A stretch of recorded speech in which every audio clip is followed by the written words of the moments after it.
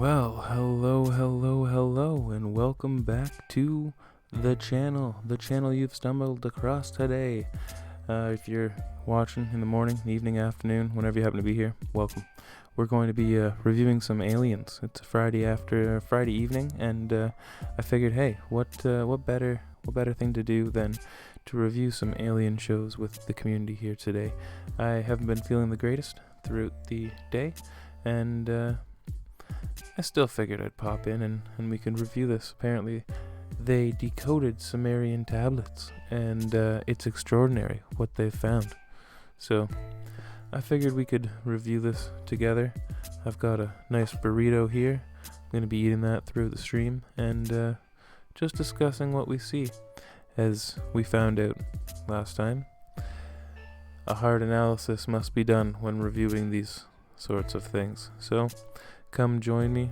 If you would like a message to pop up on screen, you can always support the channel by donating through Streamlabs, and like I said, have a message pop up on screen. If you would like to remain anonymous, PayPal or Patreon, always a good way to go.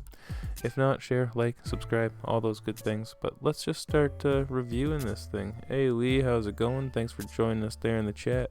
We're going to be reviewing these claims that there are extraordinary things found within the Sumerian tablets and what they say and what's going on. So let's get into it, guys. Let's see what they have to say. For a long time, Western man believed that his civilization was the gift of Rome and Greece. But the Greek philosophers themselves wrote repeatedly that they had drawn on even earlier sources. Later on, travelers returning to Europe reported the existence in Egypt of imposing pyramids and temple cities half buried in the sands, guarded by strange stone beasts called sphinxes. When Napoleon arrived in Egypt in 1799, he took with him scholars to study and Before we even get too far into this, let's delve into that question, or into that statement that Tomek just said. Aliens don't exist. It's a diversion. Demons pose as aliens. Look at Aleister Crowley. That's an interesting point you brought up. Are demons and aliens the same thing? Are they interdimensional beings? What are they? Are aliens real? Are they not? Do they exist? That is one of the questions that we are here to ask tonight. So, we'll keep going.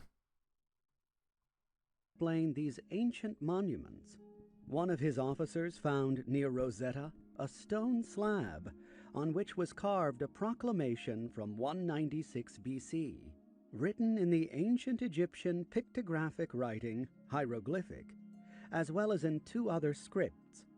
The decipherment of the ancient Egyptian script and language, and the archaeological efforts that followed, revealed to Western man that a high civilization had existed in Egypt well before the advent of the Greek civilization.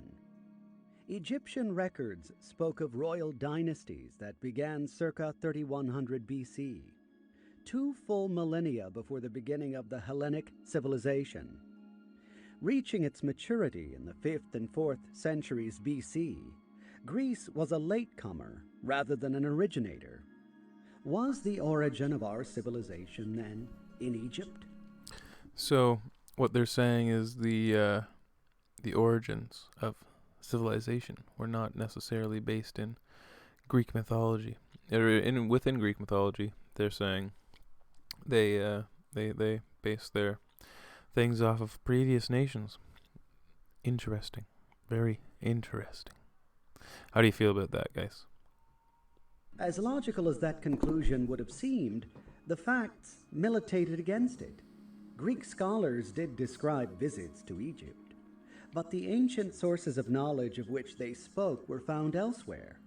The pre-Hellenic cultures of the Aegean Sea, the Minoan on the island of Crete, and the Mycenaean on the Greek mainland, revealed evidence of the Near Eastern, not the Egyptian culture, had been adopted. Syria and Anatolia, not Egypt, were the principal avenues through which an earlier civilization became available to the Greeks. Noting that the Dorian invasion of Greece and the Israelite invasion of Canaan following the Exodus from Egypt took place at about the same time, circa the 13th century BC. Scholars have been fascinated to discover a growing number of similarities between the Semitic and Hellenic civilizations. Professor Cyrus H. Gordon opened up a new field of study by showing that an early Minoan script, called Linear A, represented a Semitic language. He concluded that the pattern, as distinct from the content, of the Hebrew and Minoan civilizations is the same to a remarkable extent, and pointed out that the island's name, Crete, spelled in Minoan, Kereta, was the same as the Hebrew word Keret, so they're all linked and had together. a counterpart in a Semitic tale of a king of Keret. Even the Hellenic alphabet, from which the Latin and our own alphabets derive, came from the Near East. The ancient Greek historians themselves wrote that a Phoenician named Cadmus, ancient, brought them the alphabet, comprising the same number of letters in the same order as in Hebrew. It was the only Greek alphabet when the Trojan War took place.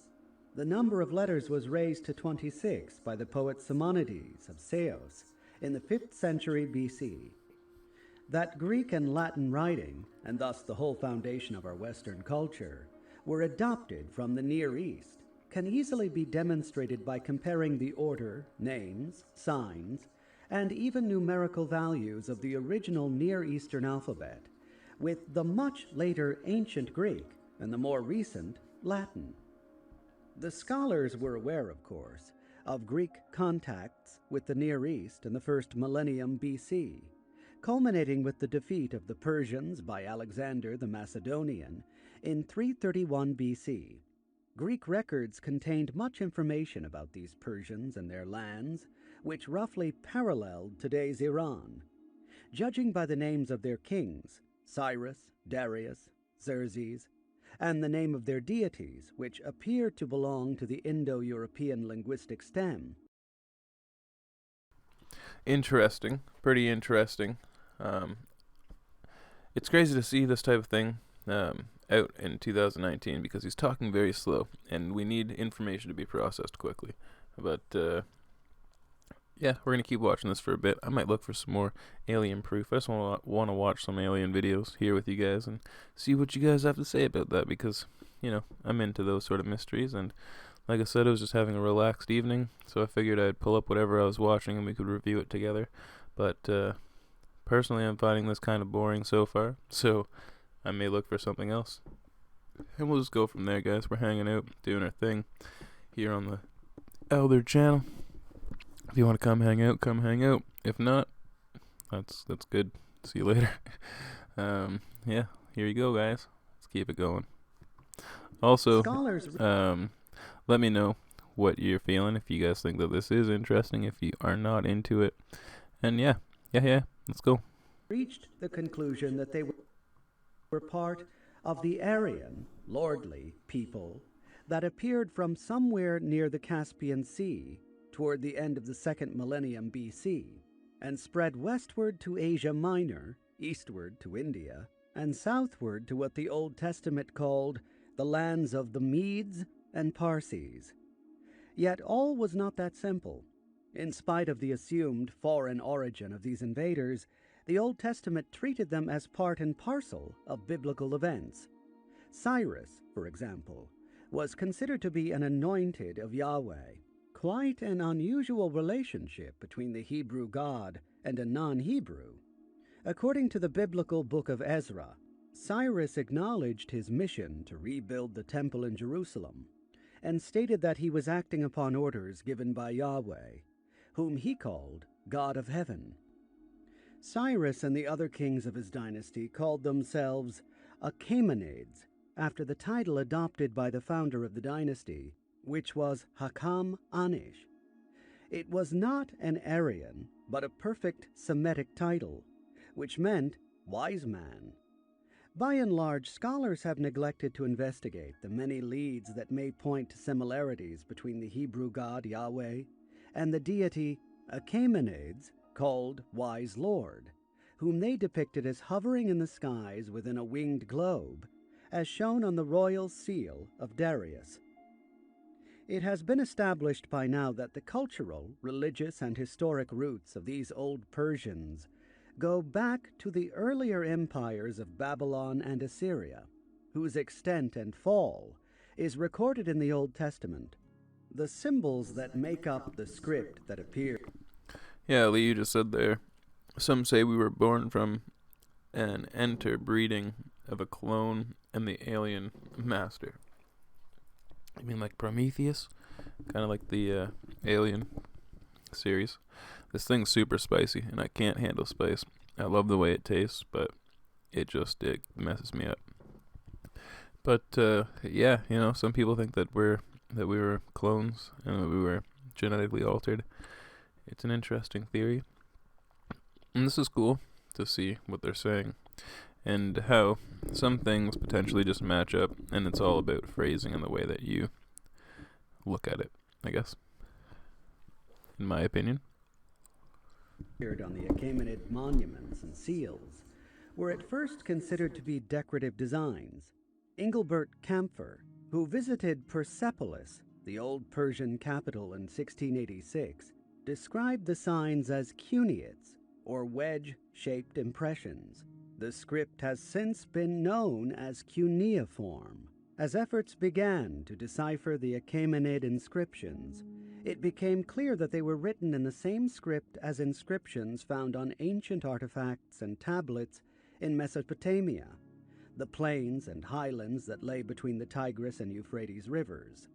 Intrigued by the scattered finds, Paul Emile Botta set out in 1843 to conduct the first major purposeful excavation. He selected a site in northern Mesopotamia, near present-day Mosul, now called Khorzabad. Botta was soon able to establish that the cuneiform inscriptions named the place Der Sharu Kin. They were Semitic inscriptions in a sister language of Hebrew, and the name meant walled city of the righteous king. Our textbooks call this king Sargon II. This capital of the Assyrian king had as Sargon its center II, a magnificent royal palace, whose walls were lined with sculptured bas-reliefs, which, if placed end to end, would stretch for over a mile. Commanding the city and the royal compound was a step pyramid called a ziggurat. It served as a stairway to heaven for the gods. The layout of the city and the sculptures depicted a way of life on a grand scale. The palaces, temples, houses, stables, warehouses, walls, gates, columns, decorations, statues, artworks, towers, ramparts, terraces, gardens, all were completed in just 5 years. According to Georges Contenot, the imagination reels before the potential strength of an empire which could accomplish so much in such a short space of time, some 3,000 years ago. Not to be outdone by the French, the English appeared on the scene in the person Okay, of I've had enough of this guy talking, so I'm just gonna pull up some other videos, and we're gonna review them. We're going to watch them together, and yeah, I think that is what we're gonna do right here, right now. Me and you. There are many people who see things in the sky and are sure, they can't explain it, so they're sure it's aliens visiting. Well, if you were really, really sure of that, you are not likely to write me a letter. Unless you're writing me a letter to convince me of your point of view. But that doesn't make for a fertile exchange. If you see lights in the sky and you don't know what they are, and you want further insight on what they could be and write me a letter, that's a meaningful exchange. If you can't explain what it is, and it's flying and it's an object, it's an unidentified flying object, period. You just said you don't know what it is. So that sentence should not continue beyond that phrase. You can't say, I don't know what it is, therefore it must be aliens visiting from another planet. If you don't know what it is, it therefore must not be anything. Okay. So maybe we are getting visited by aliens daily in all of these sightings. Maybe we are every day, I don't each have a and every problem day. with that. My issue is what you are presenting as evidence in support of that claim. A If lack it's of. entirely grounded in your eyewitness testimony. You need to know that eyewitness testimony on the totem of weight of evidence, it is at the bottom. A little scary because in the court of law, it's considered pretty high evidence. People say, Who is he I need a talking to? witness. No, Who is he you want talking to, data. though? That's what It you doesn't really make any want. sense to me. You want information that didn't have to pass through someone's censor. What your pedigree is, rich and famous overseas with the aliens. Yeah. I don't see that. Ancient Aliens, top 3 conspiracies of season 8. Akhenaten ruled in the 14th century BC and was considered a heretical pharaoh for changing the polytheistic religion of ancient Egypt. He declared there was only one god, Aten, a god he depicted as a disk in the sky. Shit. That's not the god I There thought he are was so going to say. many illustrations of them painted on the temple walls, as well as granite sculptures of Akhenaten, of his wife Nefertiti, of their daughter Meritaten. This is it. This is it right here. This is the proof Even we've been King looking Tut for, guys. was one of the children Boys of and Akhenaten girls, and Nefertiti. this is it. There are We got busts it. of King We Tut got that him. also show an elongated skull. We're also seeing that they have a very narrow rib cage, and the distance between their neck and their waist is longer than typical humans would have on Earth.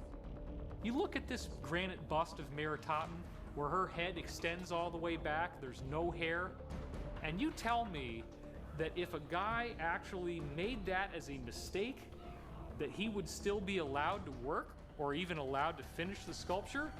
He was sculpting what they really look like. There's demon rats. Demon rats all over the place, acting like aliens, hiding Could it evidence. be that some I feel ya, crop I feel ya. formations serve as a medium for Crop circles. extraterrestrial That's communication? it. Many crop circle researchers say yes. One Let me know how the formation mix had of everyone my voice baffled, over and the people were video saying, is "Well, what is this?" in this. It's a representation of pi in 'cause a I can't hear geometric it. sense. It's kind of interesting Yo, what's because good, the way Lizelle? you get pi out Thanks for of joining it us in the is chat. the lengths of the different arcs in each segment. And what happens is there's these little notches in the spiral that let you know you're at the end of an arc. So it's a really interesting example of using geometry as a code for representing digits and numbers. Many They're of intelligent the beings. most famous crop circles actually derive from fractal patterns. The mathematics is, of course, the universal language. This If is we damning ever evidence. encounter Throughout the aliens, stream they're not tonight, gonna speak you will be English or witness French to or German. We'll speak aliens. and we'll communicate Proof. via mathematics. Could crop circles, as some believe, be an attempt from an alien civilization to reach out and what culture communicate shape with it. us? That's pretty weird.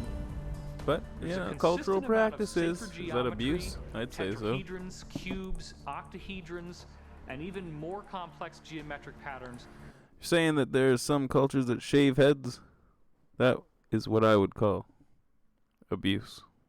No, not shave. Shape. Many of our best and top scientists are now saying that this geometry is the secret keys to the higher dimensions, and it's right there in the crops, as if they're giving us a trail of breadcrumbs showing us how to get to the next level as a planet. In 1947, when famous polar explorer Admiral Richard Byrd flew reconnaissance missions over the North Pole. Admiral Richard Byrd was able to fly to the North Pole and back and recorded flying over lush green areas where none should have been. And then 3 years later, he flew over the South Pole. It's rumored that when Admiral Byrd's Getting task into force even actually more got to conspiracies. Antarctica, that one of the Antarctica. first things they discovered was an entrance Yes. into a hollow Earth Breadcrumbs. civilization. These are just that the was breadcrumbs populated leading by up to the very, real very evidence that's advanced coming. beings.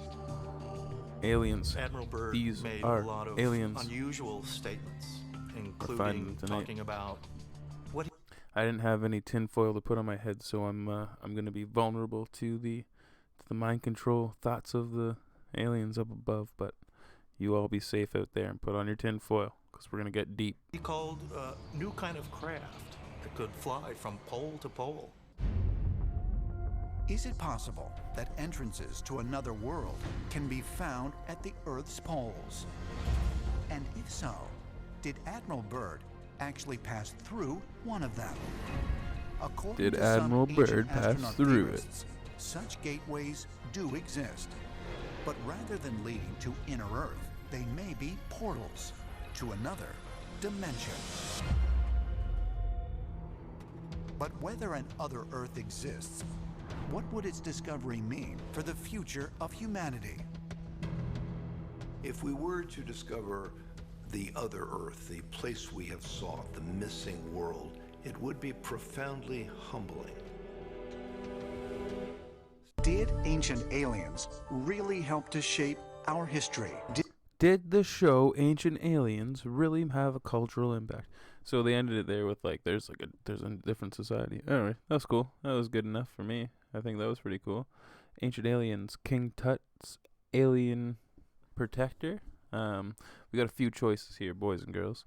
They're all ancient aliens. Let's just go with that. That's fun. Ancient Aliens review session. They got some serious situations. Yeah, so deep. Really deep and meaningful. Ancient Aliens, Element 115. Nope, that's a full, nope. Electromagnetic power grid inside the pyramid. You know, there's so many pieces of hardcore factual evidence to support ancient aliens. You know, how are people not talking about this? How is this not a mainstream issue? This is cool. Ancient Aliens, the Great Mayan Disappearance. Let's watch that. Tikal National Park, Tikal, Guatemala. Here, deep in the northern jungles of South America, deep, lie the ruins of one of the largest cities of the classic Maya. Starting around 800 AD, their sacred sites were abandoned, one after the other. Palenque, Copan, Naranjo, and then finally, Tikal. And then Tikal finally, was Tikal. perhaps the largest city of the entire classic Maya period. It really was the signature city of Yeah, they Maya. probably are. I'm probably gonna get. It was also one of the I can't. last No, cities listen. to be walked I'm not away. getting any more claims. I'm not getting strucken for this. I'm sitting here with you here in the community, reviewing this content. This is not taking the content and re-uploading it and getting any sort of views from this content that they have previously made. And I'm saying that to outline this for any individual who may come in and review this content later after it gets stricken down by a copyright claim. So if you're manually reviewing this, realize what you're watching. You're watching a review being done with a group of people on the internet. This is not stealing content. I've had enough. So yeah, let's keep talking about it. But yeah, I think that it is still broadcasting newer seasons on the History Channel, and this is from History's YouTube channel, as you can see that right there. But guess what? It doesn't matter. I'm allowed to sit here and comment on the content that you've created, analyze whether you are making false claims or not. I'm allowed to review this content. So fuck you, YouTube. Away from. So you get the impression that whatever happened that compelled people to walk away from the cities, Tikal was the last one to do it. Scholars believe that at its height, the classic Maya population may have been as large as 20 million. But after the collapse, up to 95% of the Maya were unaccounted for. We still do not know why they left their cities, because of a sudden they disappeared.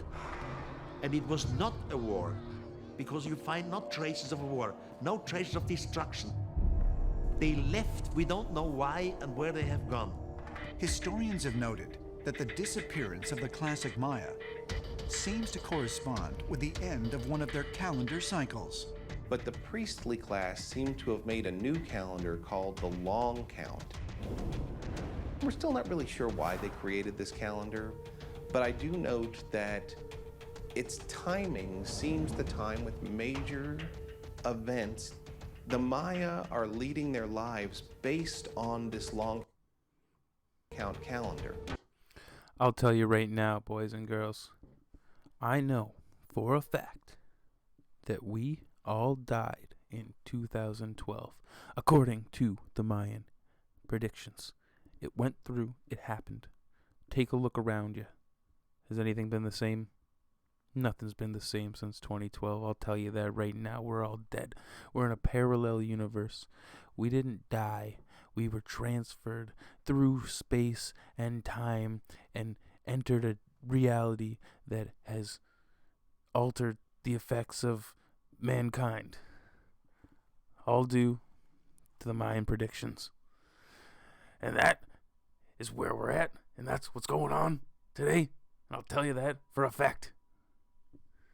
And don't even try to dispute it, because I got facts behind me. I got them all. I got them right here. I got the paper. I got everything. If you want to see it, I can put it up on the side. You can look it up after. And I'll tell you right now that we done. The Maya constructed the long count calendar to count down So this is now hell. 5,125 years. You're right. Or Now, I'll make a full-length video, not right now, but in the future, and you're all on the same page. You understand? This is where we live. It's called purgatory. These will continue to happen. You'll feel as though you're not getting older, and life has continued to happen for over and over and over. But guess what? We're all fucked, boys and girls. This is it. This is life now. As in the words of Rachel Maddow, you're not dreaming. This is life. This is life now. one great cycle. The calendar was further divided into 13 units of approximately 400 years each, called Baktuns. At the end of each Baktun, the Maya held a major celebration. But curiously, on the 10th Baktun, they did not. Their Maya calendar has this very important juncture called a Baktun. It's a 400-year period that comes up in 830 AD. And they should have celebrated it, but it's odd. We know at Tikal, for example, that there was no celebration of that 10th Baktun. The Maya were the best timekeepers possibly of any civilization. Thanks for joining us there, AK, or Arc 1, sorry. I'll tell you right now, okay? This started off as a joke, but I've had this thought for many years, and that's why I said, we'll actually make a long-form video about this. Not even a live stream, an actual video where I sit down and I put up graphics, just like old school, just like back in the day when I used to put more effort into these videos. Something happened. Something happened in 2012. You know, this is a spiritualistic point of view, something to look out for, and, you know, we can speculate as much as you want, but, you know, honestly ask yourself, have things been the same since then? Not just the exponential rate of things becoming, I don't know, of reality becoming not necessarily the way that you quite remember it. And, you know, things have to do with these Mandela effect conspiracies. These are all conspiracy theories, and, you know, it's interesting to delve into. And at the end of the day, you know, maybe we're just life just continuously moves forward and progresses, and obviously 10 years from now, today will seem like a distant past that's hard to remember. But for things to change so quickly, perhaps it's because we're at the beginning stages of this exponential rate and change in time. But for things to change so quickly and to look so different so fast, it I don't know, it just really puts things into perspective for you. So I wanted to throw that out there for everybody and keep that in mind as we go on. We're all dead. We died in 2012. It's the next video coming up, boys and girls. Of all time.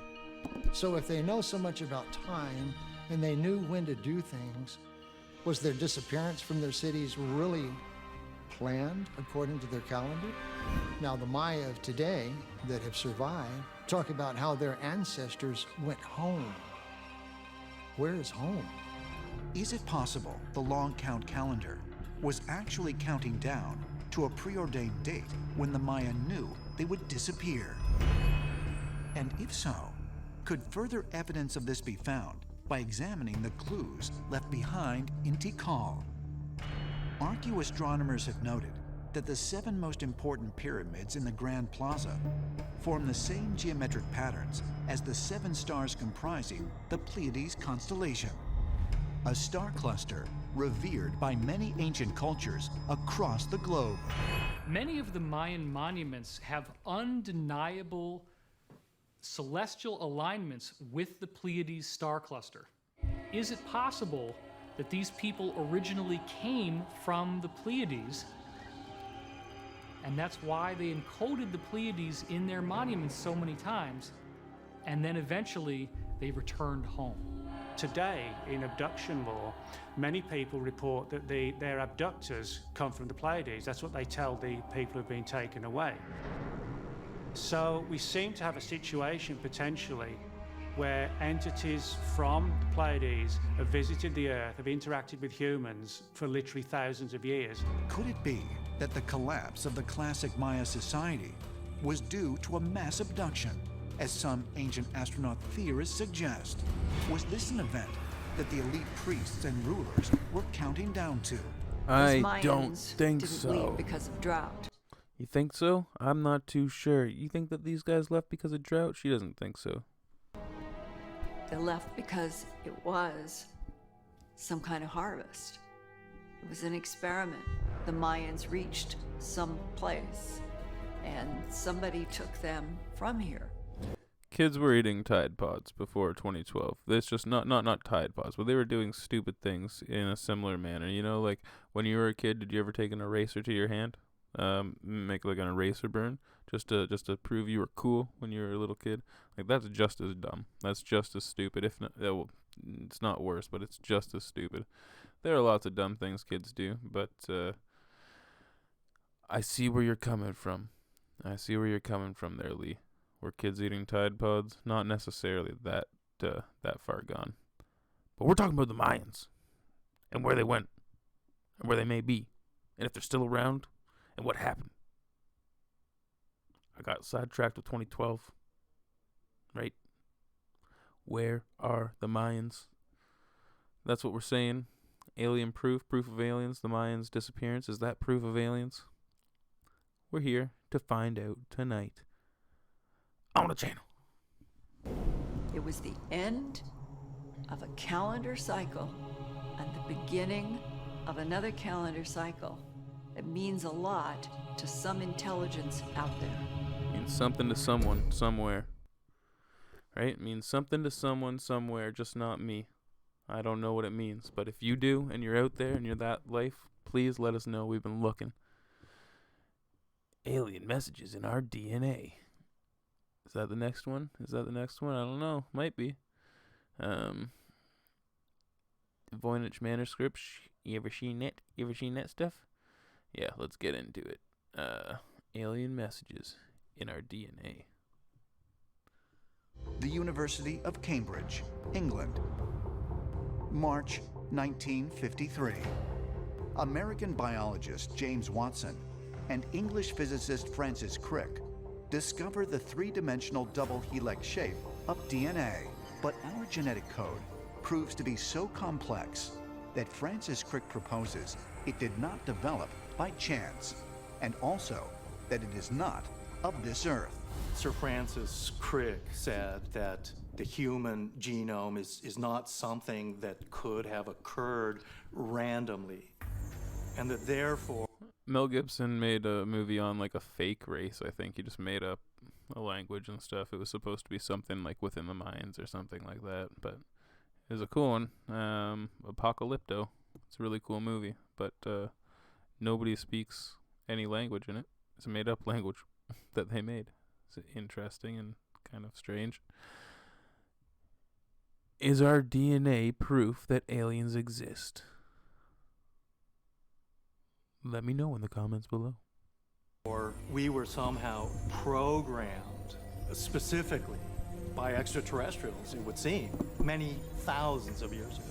The DNA molecule itself is the equivalent of the entire Encyclopedia Britannica being dropped out of a helicopter, chopped up into individual words, and then as the words fall out of the helicopter like confetti, that they all arrange into the correct order that they were in.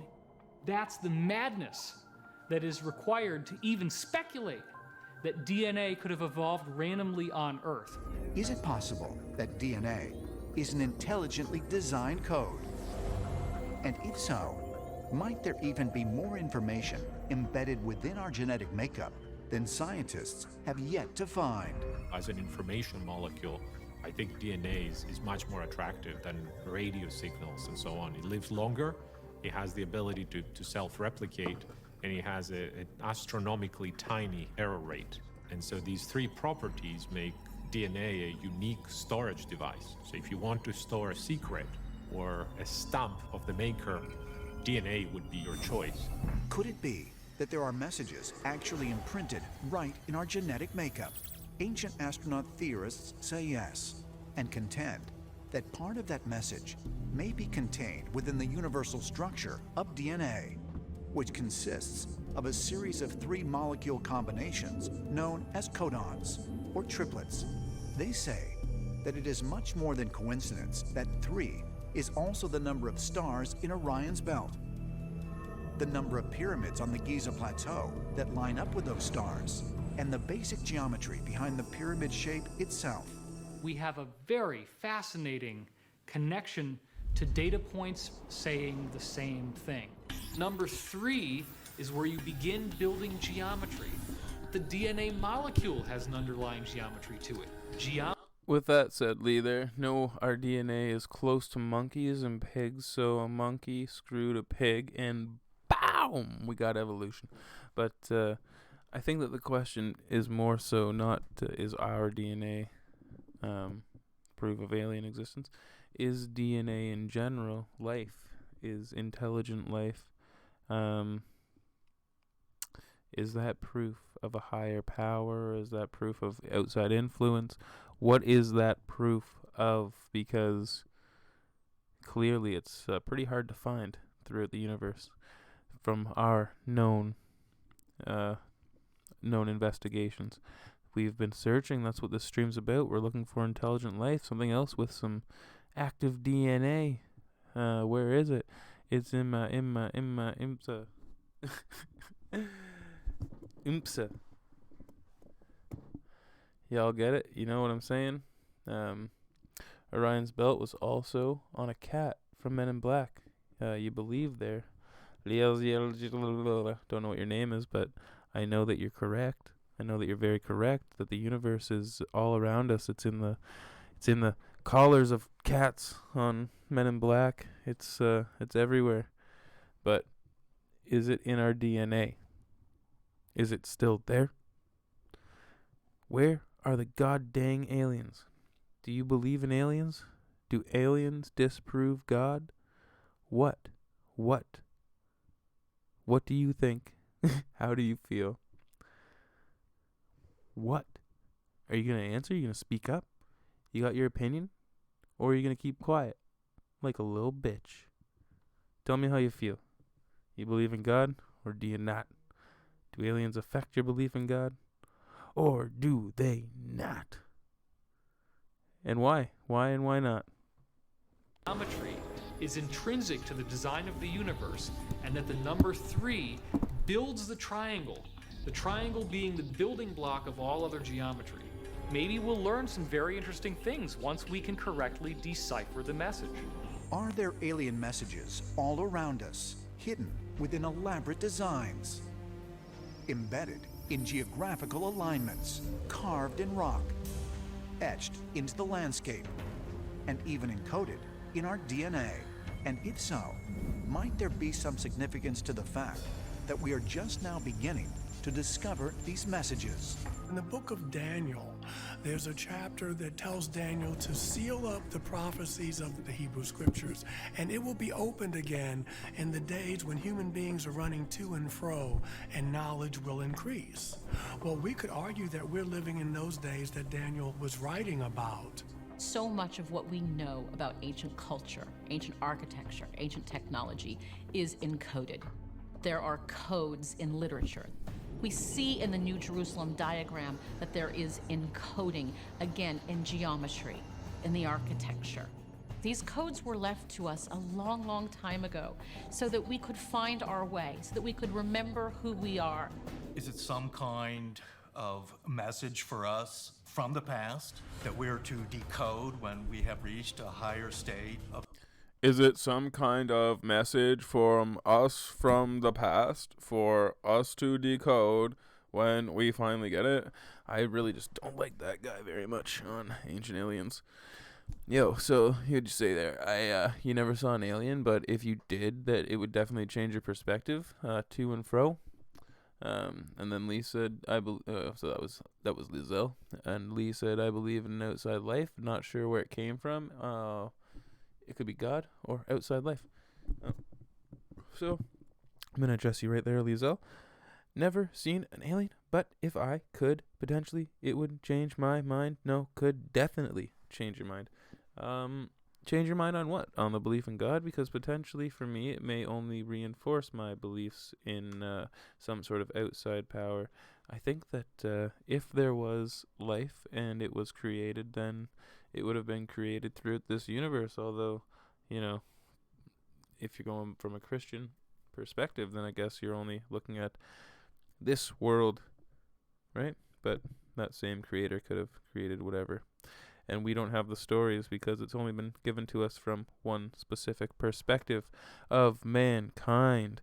So how do you feel? What do you think? Do you think that the stories that we have been handed and passed down, are these stories the only ones that could ever potentially be? And why? Why were those stories created in the first place?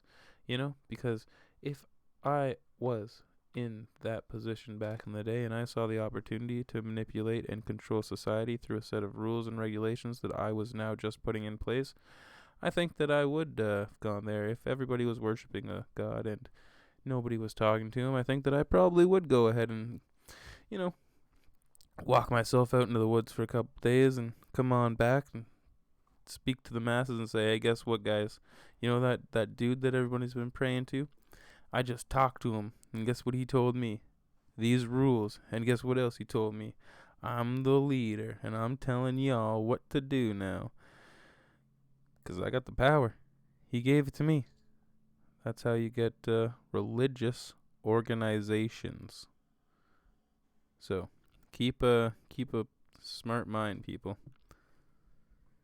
Of civilization and knowledge that we can figure all this out. It would seem that we are only just now reaching a point of knowledge and technology that we can understand these codes and find the hidden meaning that's there. Is it possible that the answers to mankind's greatest questions, where did we come from, why are we here, and where are we headed, are actually... Where'd you come from? Where'd you go? Where'd you come from, Cotton Eye Joe? Do ancient aliens have anything to do with our DNA? I don't really think so. So, we got a woman witnessing a strange UFO sighting in British Columbia. Aldergrove, British Columbia.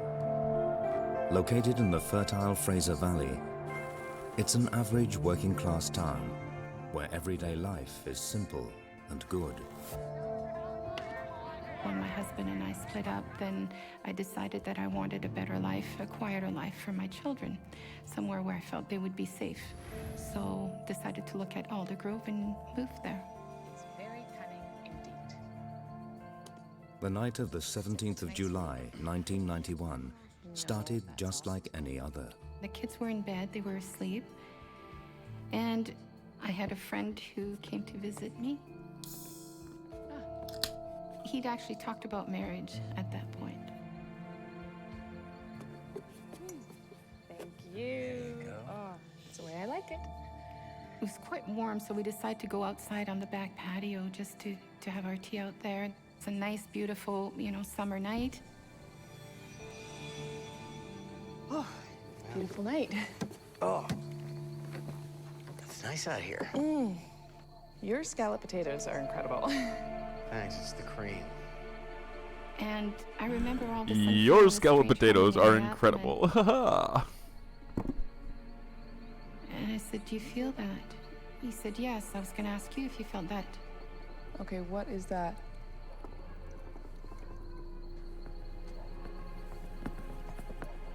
That's weird. And I said, look up. Tom. Wow.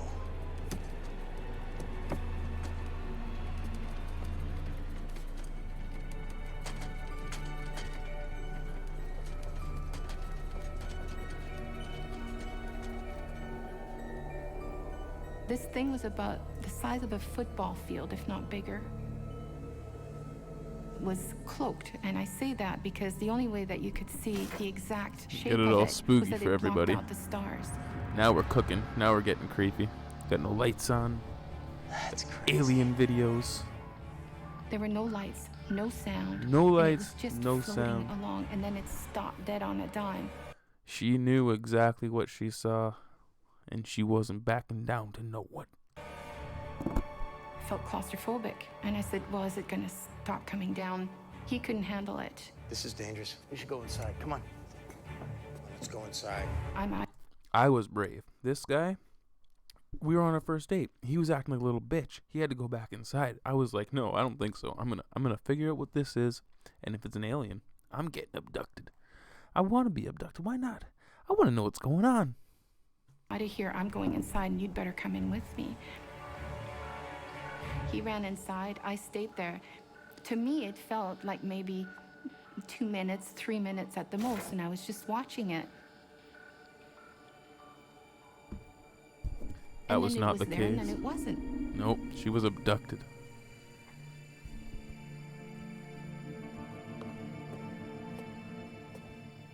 There you are. He just said, where have you been? Where'd you go? I've looked all over for you. You've been gone for quite a while. What? I've been right here. I'm watching whatever that was. Listen, I came out with the tea. You left. I said I didn't go anywhere. Oh, I just remember that weird thing happened. I said, we better get inside. And then I went inside and came back out, and you were gone. And I was just like, I wonder where she went off to. That is not the conversation that I would have with somebody. And it doesn't make any sense. Oh, you've been gone for quite a while. Where'd you go? We were just all scared. We were just scared. I ran inside even. I was so scared. And then came back out. You were just gone. Where'd you go? Where'd you go there, Jenny? Like, what? I looked everywhere for you. I went into the woods. I went to the end of the driveway trying to find you. An hour. I said I was outside, just for a few minutes. And he said, no, you've been gone over 45 minutes. I said, that's impossible. Tom, I've been standing right here looking up at whatever that was in the sky. Yeah, for I'm telling you, I was only out there 2 or 3 minutes. I think you're just, a little nervous about this thing you saw. And he said, no. He said, look at the clock. I thought I should stick around because the kids would be by themselves while you were gone. You've been gone almost an hour, 45 minutes. And he said, I didn't know what to think. And you just disappeared. There's no explanation. I've been standing here the whole time, Tom. Tom, you went inside, you put the teacups down. I have been standing here. You left your kids, Jane. I had no idea where I'd been. After that happened, he never came back again. I got a phone call, I'm sorry, goodbye. Yeah. It was just too much. He couldn't handle it anymore. After that, he never came back again. Yeah, clearly not. You seem crazy. And it's like, okay, well, what do we do with this now? Maybe she's not crazy, though. Maybe she was abducted by aliens. Right? Right. What we witnessed was this huge boomerang-shaped ship. It was probably over the size of a football field big. And who do I tell? You're not sure you want to contact somebody and tell them about it because you don't want to be ridiculed. But things didn't match up. Things weren't right.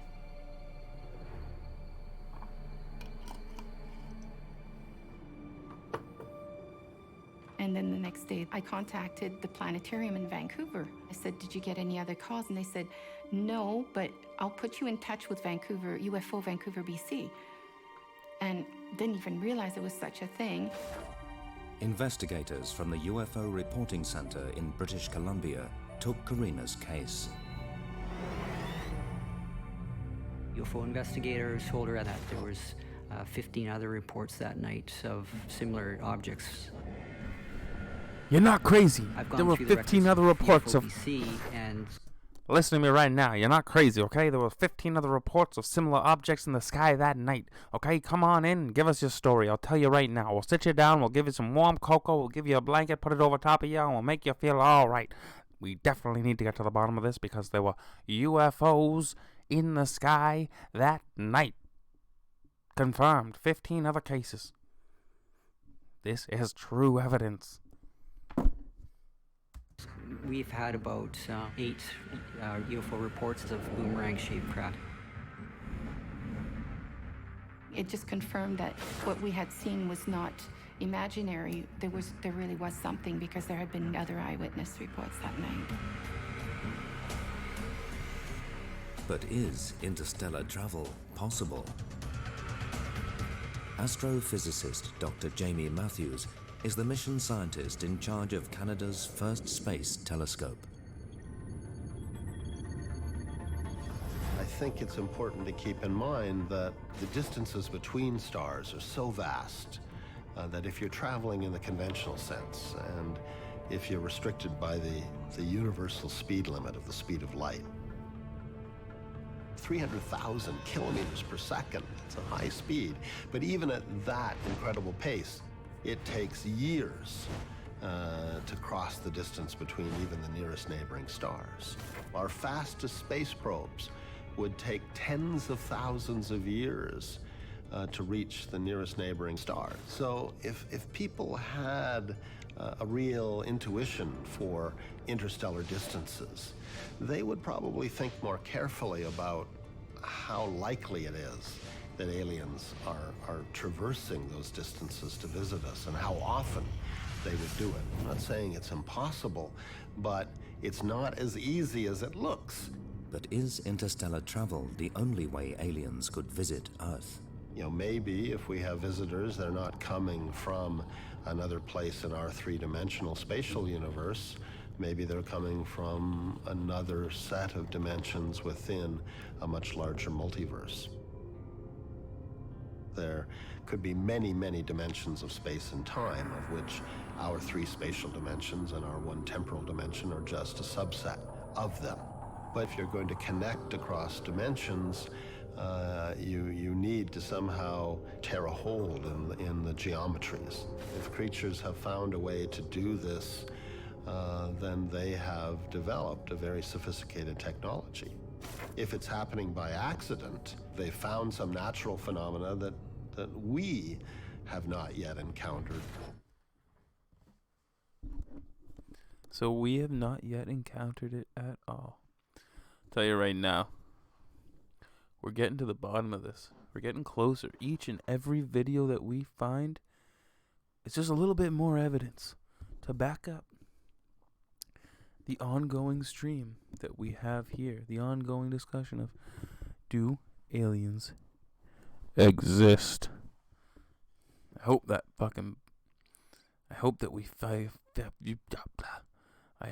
we doop dap dap blah figure it out, right?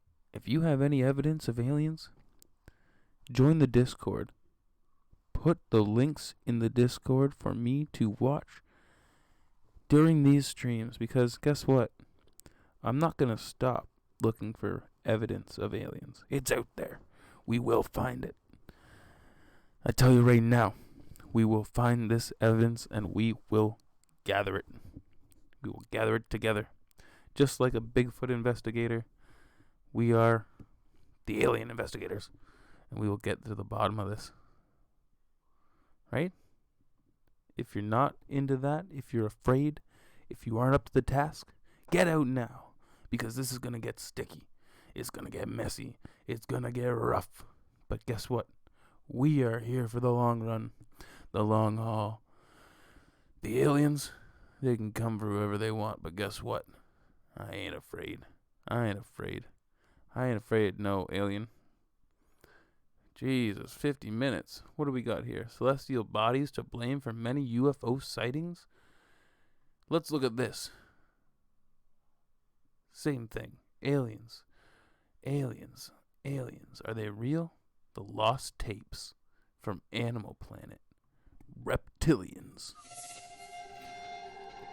I see someone just left the stream because they weren't man enough. They weren't man or woman enough to get the Los down with the Angeles Times sickness. reported a story about a mining engineer who had been testing for mineral deposits when he came across a pattern of underground tunnels in the shape of a lizard.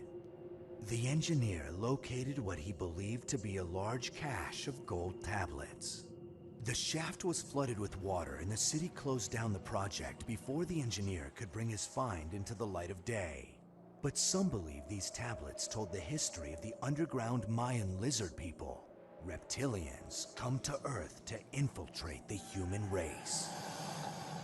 Reptilians or reptoids are said to be races of intelligent creatures which come from extraterrestrial worlds or parallel dimensions. They live primarily underground or in caves and tunnels, that sort of thing. A common appearance described in the encounter literature is of a being 6 to 7 feet tall that walks upright like a human being, but probably has a reptilian head, reptilian eyes, and scaly skin, like a lizard skin. The reptilian is not one of the alien types that's thought to be warm and cuddly, but is more sinister, more beastly, if you will. You gotta watch out for these guys; they'll get you. Shifting abilities, and we can speculate that they could take on any form through various means. Not a reptilian, I swear. Disguise themselves. Reptilians have nothing on their minds so much as a worldwide conspiracy to take over the planet. Domination. Reptilians could have the same abilities as natural reptiles. Reptiles have specialized adaptations for living underground. They have sensory cells in their eyes that allow them to see very well at night. They can be very aggressive predators, from the large lizards, and there's a group of lizards called the varanid lizards, and that would include the Komodo dragon. These are predators that display an ambush style of prey capture. Once it gets a grasp on a prey item, it doesn't need venom, it doesn't need constriction. These streams usually come full circle. It started off with the Sumerian tablets being explained and the new evidence that was within them. And as we all know, the Sumerians are lizard people who do feed on gold. Their atmosphere needed gold to survive. They came to Earth to harvest it, created human beings as slave individuals, genetically altered from the animals that were already here on Earth. And then, once they were finished with us, they left us to our own devices. And this is where civilization begins, in Sumeria.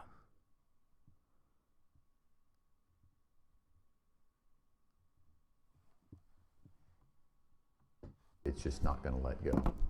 500 years of modern astronomy has taught us that the universe is not only enormous, with 10,000 billion stars that we can see in an even larger number of planets, but it's all made of the same stuff. The real estate out there in space is pretty much like the real estate right here on Earth. So if there's life here, well, why wouldn't there be life there? Physicist Stephen Hawking points out that every time a more advanced society meets a less advanced society, it usually doesn't work out so well for the less advanced society. And so he figures maybe we shouldn't have any contact with aliens because it might not work out well for us.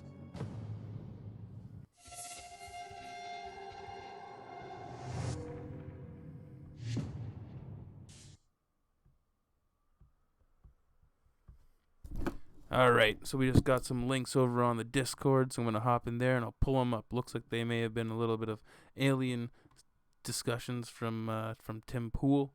I know that Tim Pool has been talking a little bit about aliens lately because he seems to be interested in that sort of thing as well. Let me try to find it here. Where is it? Is it in my messages, or is it? There it is. That popped up. I'll click that and I'll go to it. Perfect. Smart move there, Crazed Ninja. I don't know if you want to remain anonymous, but you ain't anonymous now, buff. Here we go. Open a new tab. Bring it on over to you guys. What do we got? The Pentagon has finally come out and admitted it. Now, this is kind of a follow-up on a couple stories. I'm gonna start off before we even get into this, and then I'm gonna go back to this. So I'm gonna vent some shit about Tim Pool to everybody right now, first and foremost. Every goddamn video starts off with the Pentagon, or like blah, blah, blah, blah. Like he starts off like, this is the fucking story. And he starts off very loud and then calms down every single time. This is the Tim Pool's fucking channel, and this is I'm gonna tell you what's going on. To the point where you can't even get to the volume quick enough to turn it down. Every time I hit a video from his, I'm like, shit, I gotta turn it down, and it's already like blah blah blah blah blah. Anyways, just a little bit of anger. So let's do it again. Listen. The Pentagon has finally come. Just shut up. Give it to me normal. The Pentagon has finally come out. Okay, buddy. Let's go. The Pentagon has finally come out. Now let's get into it. Now I can listen to you after I've ranted about how you yell at me every time you fucking start a video. The Pentagon has finally come out and admitted it. Now, this is kind of a follow-up on a couple stories I did a while ago, where there was like the Navy was going to start taking credible reports of UFOs and actually starting to investigate them. But some researchers reached out to the Pentagon, and the Pentagon said, you're right, we're doing it. And so apparently this is like a big shock that the Pentagon is actually admitting it investigates UFOs. And I want to make one thing clear contextually. For one, I'm no conspiracy theorist. I do not believe they're aliens. I believe the most important reason for investigating UFOs is that if a foreign adversary has access to technology we don't, we better damn well know about it. Japan didn't know about the nukes that the United States had, and it didn't fare well for them. The U.S. essentially used the nukes to prove Did you a point fucking hear that? and I couldn't force even their get to surrender. it. It's best if there is some kind of technology we don't know about, that we do know about it, and that requires us, reporting technologies or some kind of phenomenon we don't understand. So let's check out. I've got this, but I've also got these this is from history. My understanding is, this is from a couple days ago, about really interesting traits seen that's being reported by a former Pentagon investigator. This is fascinating stuff. I think this is amazing. I hope you guys find it fascinating too. But before we get started, go to timcast.com/donate if you want to support my work. Or if you week, or as they call them, unidentified aerial phenomena for several years, it's still doing it to some degree. In a statement provided exclusively to the New York Post, a Department of Defense spokesman said a secret government initiative called the Advanced Aerospace. I can't yell at him for that though. Like the whole let's read, but first support my PayPal. I do the same thing. Yeah, shameless self promotion. It's like we're gonna get into the story, but before we do that, if you want to support the channel, you can always donate through Streamlabs. Links in the description below and in the chat. Got a PayPal, Patreon, all that shit. Because YouTube fucking sucks. And if you want to continuously bring people content each and every day, especially on the level that Tim Pool does, it takes a lot. It takes a lot of effort and a lot of work. That's a serious job, especially what Tim Pool's doing. Like, he's a serious, actual, on-the-ground journalist when it comes to certain stories. And he brings at least 6 stories to people a day. And so I do support him there, whatever. I'm not gonna beat around the bush. Shameless self-promotion. YouTube's a fucking shitty game, and they don't care about the creators. So if the audience doesn't care about the creators, then no one does. And then they go and die. Space Threat Identification Program did pursue research and investigation into unidentified aerial phenomena. Dear Wonder Bar, how's it going there, bud? You're making it into the live stream. You haven't been in the live for a while. We've been streaming for quite a bit, but guess what? We're gonna go for a little longer because you're here.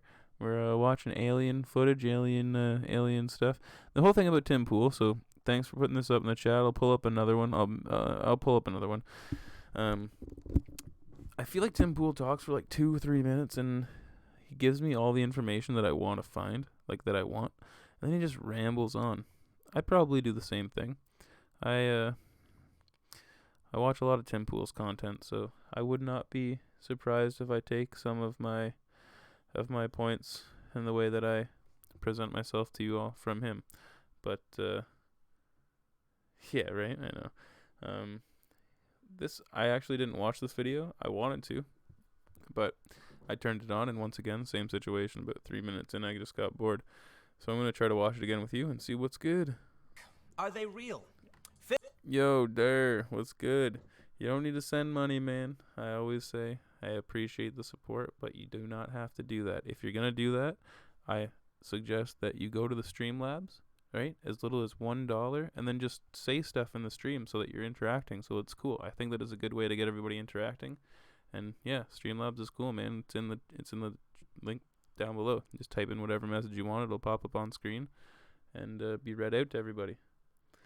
So if you're gonna donate, do that shit, because then we can all talk and chat together.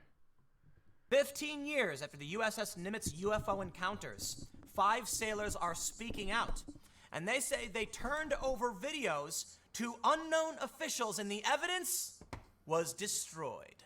Welcome to a mystery of all mysteries. No, I don't really think the Men in Black are real in the sense that like the movie would have you believe. But there's probably, you know, top secret, confidential clearance individuals. You don't know where they're from because they want to get the evidence. But I'll tell you this. This says to me, the mysterious UFO Tic Tac objects that people have reported seeing, especially in the Navy, U.S. military technology. That's what I think.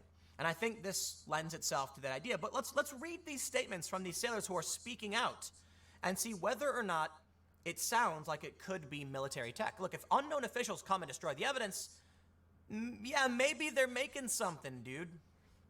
5 men who served in the U.S. Navy have come forward to say they witnessed the mysterious tic-tac-shaped unidentified flying objects that harassed and outperformed fighter jets off the coast of Southern California in 2004. Imagine this.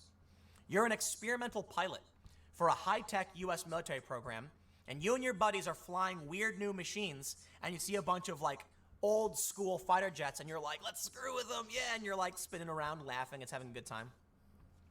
The witnesses also claim that 2 mysterious individuals confiscated videos of the incident, and that all other evidence at the time was wiped from data recording equipment. Gary Voorhees, Jason Turner, Patrick Hughes, Ryan Weglet, and Kevin Day. Let me stop right here and look at the camera, and I'm gonna put this to you as well. If Tim Pool claims this video, because I'm reviewing this and discussing it with you individuals, as I specifically outlined before watching it, that I wanted to watch the video and that I couldn't before, and so I figured it would be good with the community here, I'm gonna be quite upset.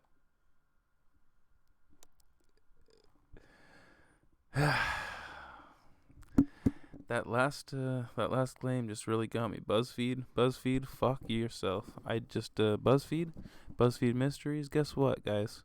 You know, the community here, we were all gonna sit down. We're gonna watch your content. We're gonna review it. Be like, hey, this was a good story. I think you guys are good at telling stories. I think this is a good channel, and I know that you don't care, but I care. I fucking care. I took that to heart, and yeah, let's keep going. Say they were enlisted in the Navy when That's the right, fair use. USS Nimitz. I countered that shit. You're suppressing a black man. Racism. UFO encounters happened in November 2004. Before we read on, because maybe the story is going to fall apart, but while we're still sitting here in wonder, thinking, what could this possibly have been? I want to present to you an idea I had. When we use decoys for duck hunting, those ducks don't know the decoy is not a duck. They think it is a duck. And so they fly down and they're like, yo, what up, my duck friend? Not realizing they're talking to a lump of wood or something. Or there's that famous, there's a famous picture of a puffin decoy. And this one puffin, the bird, would hang out with it all the time, not realizing that this thing that never moved was not a real bird. Think about that.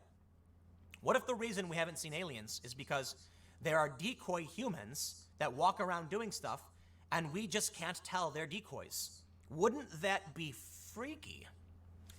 Previously, the mysterious incident was only back... Right? That's a really key claim that a lot of people think that, and I also have an inclination to feel the same way, boys and girls, that there are aliens walking among us, that they're out there, and that they are essentially, like you said, decoys that you just can't tell, like an NPC, you know, like they say, that just continuously go with the flow, and potentially, you know, that could add credence to a lot of certain individuals that just do not seem to think for themselves, and potentially it's a backfire, something that was not planned from this different species, because they don't act the same way as we do.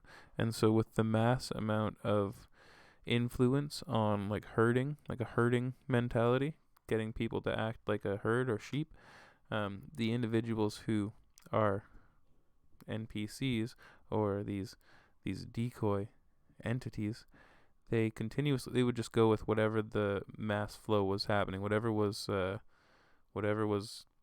immediate in, whatever was not going to cause the most stir, essentially, whatever would be the least outstanding situation, the cultural norm. They would always fit in with the cultural norm, no matter what that was, no matter how outrageous it was, no matter how strange it seemed for the average individual who could think for themselves. This person would be going with what was considered to be the cultural norm because they need to blend in. They're not thinking for themselves.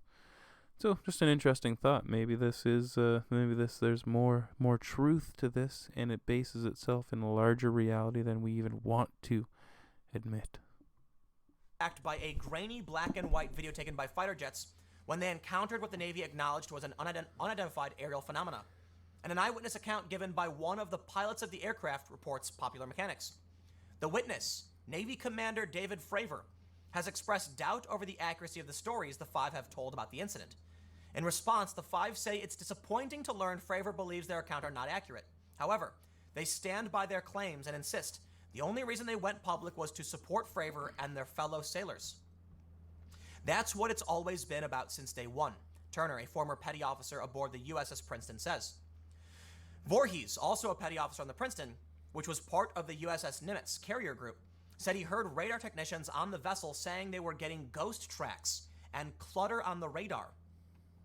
As the only system technician on board, Voorhees said a possible malfunction was a concern and that the high-tech hardware was recalibrated because of what was assumed were false radar returns. Once we finished all the recalibration and brought it back up, the tracks were actually sharper and clearer, Voorhees says. Sometimes they'd be at an altitude of 80,000 or 60,000 feet. Other times, they'd be around 30,000 feet going like 100 knots, he recalls of the radar readings. Day, who was in the Princeton's Combat Information Center serving as an operations specialist senior chief. Yeah, see, well, whatever. It's 4 minutes into an 11-minute video, and like I'm done. I've heard enough. Like, interesting situation. They saw some stuff. It's been covered up. He inquired into that situation that I said. Yada yada yada. I'm gonna bring this up that was on a thing that I was watching the other day. A thing, by thing I mean live stream. Dude used to be named Defango. Now he goes by Elusive Man. He was around during the Cicada 3301 mystery, and he was actively trying to solve it. And he did a really good job. That's when I started following his channel. But the thing is, he is still constantly streaming all the time, and it's good. I go over and I pop into that stream quite often. So if you guys want to go and hang out over there ever, go subscribe to Elusive Man, and I'll see you in his streams. Hopefully this stream didn't cut out and isn't gone. It seems to be messing a little bit. There it is, back up. Okay, so like I said, hopefully you heard that. Elusive Man, go pop up in his streams, go check it out. I'm over there all the time, and we can hang out, do our thing, and we can talk in the chat. But he is the one that brought this topic up initially, and yeah, we're going to talk about it because I figured it would be an interesting topic. Has to do with aliens, guys. Ancient Aztlan. Aztlan. This is the Aztec mysteries around the Aztec people. No. I don't know where this was from. It's probably from like Walmart or something. Yeah. So, looking at these mysteries, guys. Apparently, this page is here to awaken and activate you with ancient sacred symbols and information carved into powerful energy stones. Right? From this place. Ancient energy stones. You look at all this stuff, and there's like weird stones with carvings in them, right? And these are all supposed to be dug up from over in South America. Ancient stone carvings that depict creepy alien creatures. Like super weird and strange, right? Like that's not what you would expect to see. But yet it's all over. So many of them. And so yeah, just thought I'd pop that up because like, what is this thing? As I'm reading a glyph, it says they were hybrid babies, right? It's like, what? What do you mean they were hybrid babies? So I think that's kind of strange if you ask me. Yeah, I don't know. Is that proof of aliens? Or is it not? I could not tell you myself because I do not know. But what I do know is that we got another Ancient Aliens video that we're going to review. We're going to do a couple more. We're going to hang out. We're going to do our thing. And guess what? When I feel like ending the stream, it's going to end. But that's not yet. That's not yet, boys and girls, because we're chilling. We're hanging out. We're doing our thing. But yeah, if you like these kind of streams, these relaxed, hanging out, just doing our thing kind of streams, where they're not so in your face, giving you my opinion about stupid political shit that annoys not just you, but me as well, then drop a comment below, drop a message, do whatever you do, and let's get right in to the news. Alright.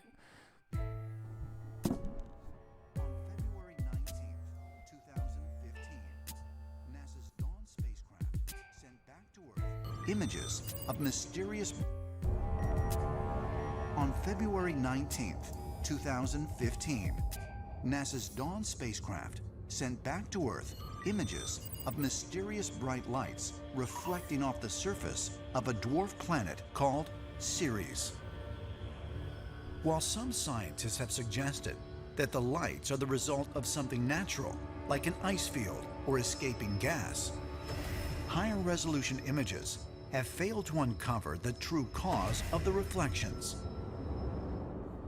4 months later in June, the Dawn spacecraft captured even more incredible images.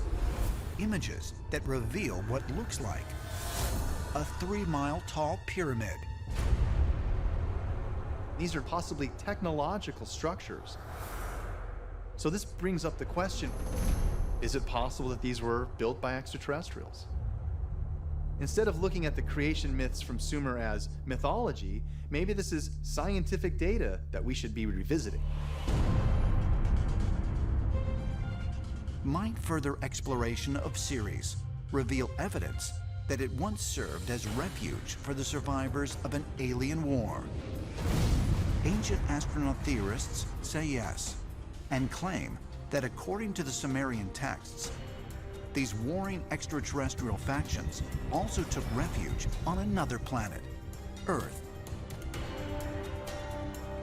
And they propose that stories found throughout the world of gods waging battle in the skies suggest that this otherworldly conflict continued once the survivors reached their new home planet.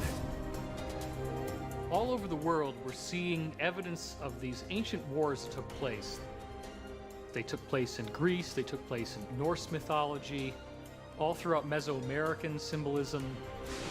And consistently, what we're seeing is some sort of battle for control over the Earth.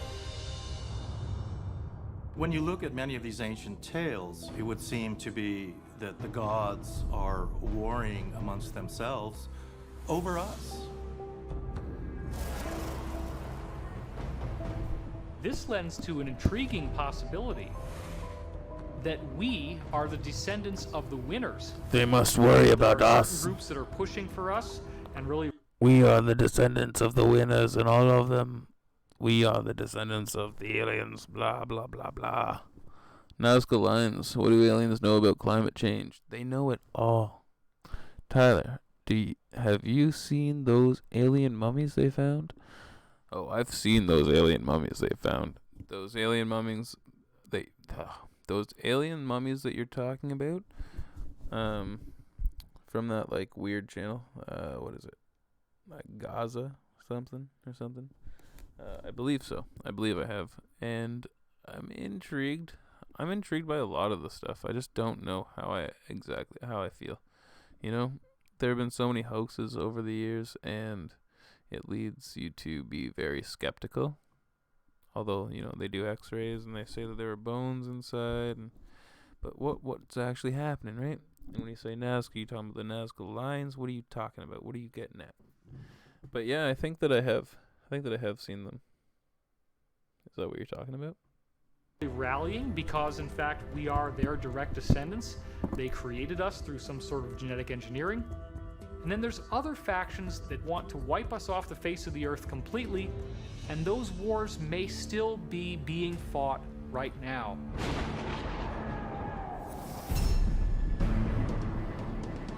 Are humans the descendants of a race of alien beings whose home planet was destroyed thousands? I'll pull up the alien mummies after we're finished this, and while we watch the next video, I'll pull up the alien mummies for you there.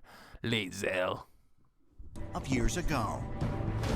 Might the ancient stories of warring gods really be accounts of separate extraterrestrial factions that were fighting for control of the Earth and may still be fighting for it today?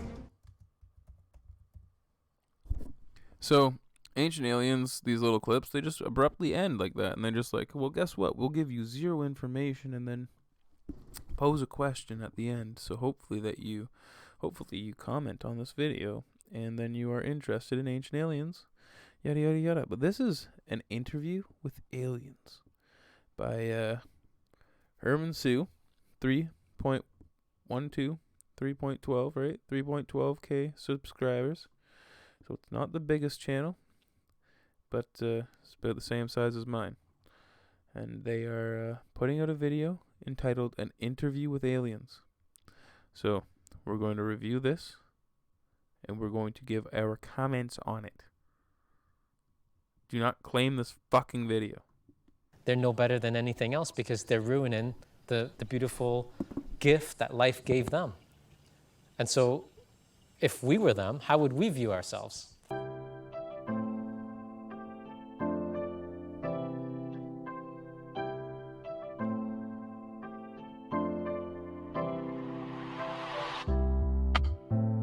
Someone asked me, well, what would extraterrestrials or out-of-space entities look at us, and how would they look at us? So I was very cautious to share with them because you have to be careful when you talk of certain things with people because they're not as open. So I said to him and them, well, they're going to question, okay, so they have solar power. They know how to do electric cars. They know how to make clean energy with wind. They know how to ensure that they can get and make just about anything on this planet, and they know how to make sure they get whatever they want on this planet that they desire. Now, why is it that we're still using old technology of fossil fuels? Why are we using old technology of very expensive ways of drilling? Why are we using old technologies of things that are no longer working from the 60s, 70s, and 80s? Why are we using old technologies when we have all the new technologies that are so much more renewable and sustainable? And they would look at us and laugh and just turn around. I thought something was going on. Is this an interview with illegal aliens or aliens? Don't take that the wrong way, because what's he talking about? Like, yeah, okay, renewable energy, they look at us this way. What are you even talking about, brah? I can't follow you. Because they're like, these humans are supposed to, or pride themselves on being so great with huge egos without realizing that they're no better than anything else because they're ruining the beautiful gift that life gave them. And so if we were them, how would we view ourselves? If we came to the planet and we saw that we were using old technologies, we were wasting energy, wasting time, and trying to enslave our own kind, what would that look like? That wouldn't be a very good showing now, would it? And to a nation, that would be very embarrassing. So how would we ever be, how do we say this in English? How would we ever be worthy? I don't care what this guy has to say because I already pulled up the other videos of the unearthing Nazca. I see what you're saying. Not Nazca lines, the unearthing Nazca situation. And so I'll pull up just a quick, this is from Rupley. So, you know, take it as you will. RT, wow, look at this. It's like people can't do their own research, and like Google is now putting up things in people's faces in order to have a bias, as though, I don't know, it's so strange. It's like, yeah, okay, I was literally about to give you this warning. Okay, Rupley, yeah, cool, it's a Russian-funded organization. I was literally about to say that to you, and I look down, and there's this annotation. RT is funded in whole or in part by the Russian government. What the fuck? YouTube, owned by Google, becoming like this fucked up situation. This is weird. It's like I can research that for myself. You should be able to know that for yourself, and if you don't, then that's your problem. Like I just don't understand it. I really don't get it. To have that annotation at the bottom as though, and it's promoting the situation, the divide between cultures as well, saying RT is funded in whole or in part by the Russian government. Take that as you will. I mean, we're not saying that the Russian government's bad or anything, but we're just going to let you know that if you want to take this information, that you should know that it's being put out by the Russian government. We're not going to say they're a bad entity or that you shouldn't listen to them or anything, but we're going to let you know that it's definitely put out by the Russian government. But like, does every video have this? No. Like, does every video tell you where it's being funded and where it's coming from? No. Like, that's fucking fucked. I get it, you know? America and Russia, they're not really on the same page, but you should do your own research. How fucking little respect do you have for the average individual to do their own research and be a coherent person? Like, this is that kind, like that I see that stuff on Facebook, but wow. I'm going to stop rambling. I'm going to put this on. Esto llamó mucho nuestra atención y junto a podrán hacer las preguntas. Estos cuerpos, como vemos aquí, tienen pues y con cualquier cosa se hace. Okay, so he's not going to actually, it's in some sort of weird language, but he's looking at the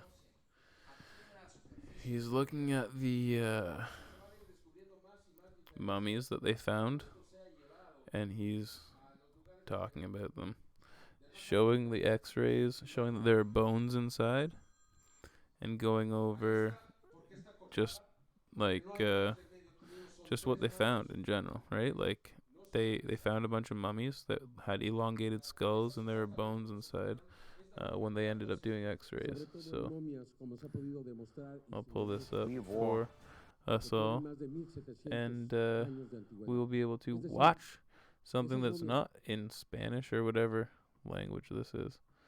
As you can see, clicking all over, but it's not moving where I want it to. So these are the mummies that they found for you there, Lizzo. These are supposedly mummies unearthed. I think, 2017, maybe a little bit before this whole thing. Unearthing Nazca. If you look up those keywords, you'll find all the information you could ever want on all this stuff. They have their own Facebook page, everything. And let's get into it. Supposed See that? This is the mummy. One of the most important discovery of the 21st century. Crazy as fuck. Looks Nazca, weird. Peru, home of one of the most mysterious archaeological sites on Earth. A new mystery has emerged from this remote location, and it takes us from what we see above the ground to what lies below.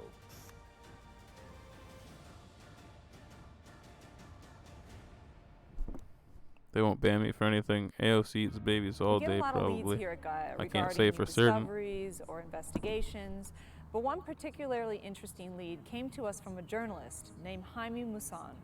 My name is Jaime Maussan. I am an investigative journalist, and I've been working as a journalist for the last 47 years of my life. He got word of some mummies in Peru that didn't look human.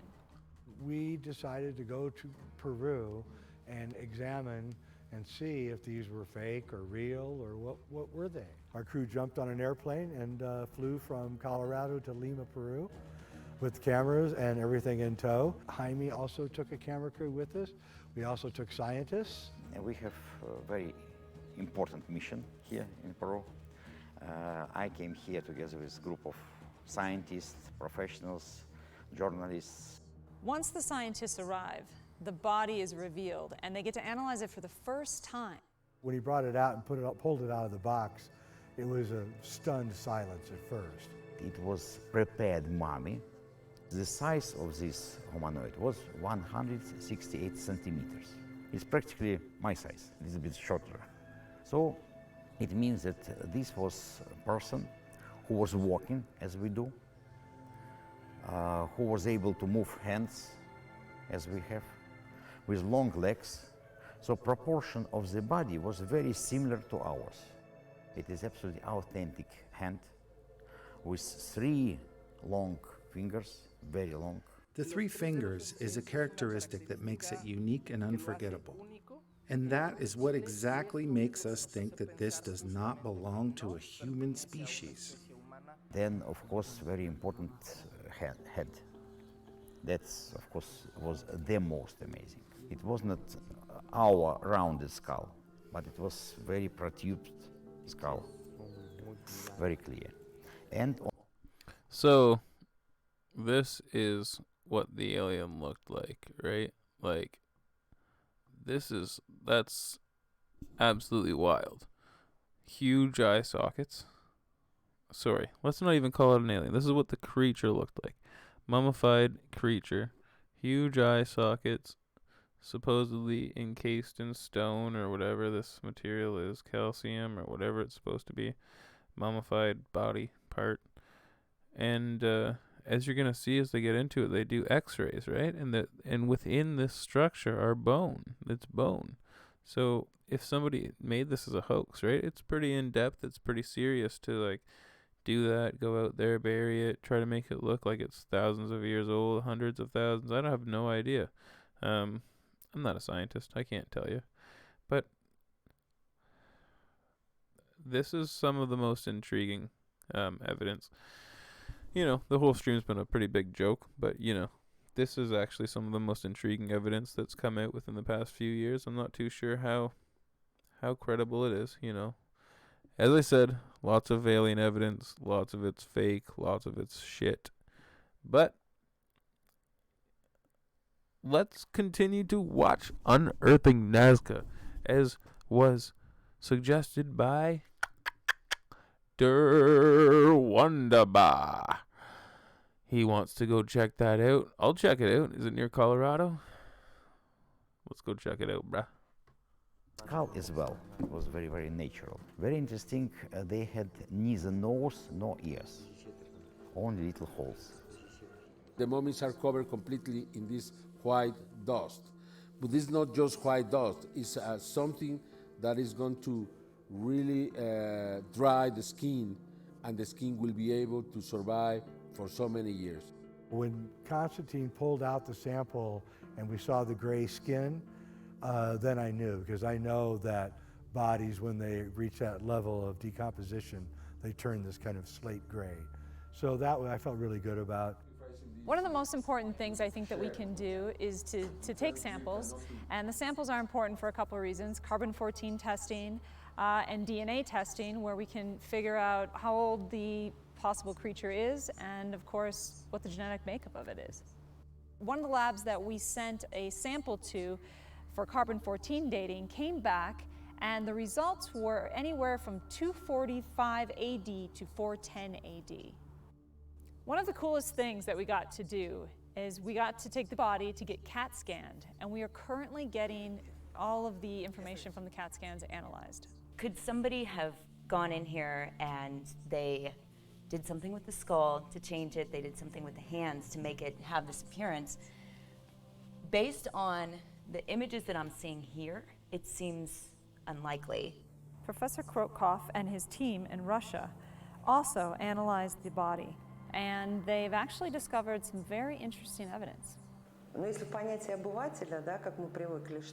In layman terms, a mummy is when organs are extracted. So this is technically not a mummy. However, in this case, the body was mummified, but the organs were not removed. What was interesting is right after we saw the body, we began looking at some nearby petroglyphs, and we discovered a humanoid figure in the petroglyphs in the mountains that had 3 fingers. I've seen many images of South American cultures. I would think it's just some imagination of someone. All myths, all religious beliefs of ancient people, they are based on some reality.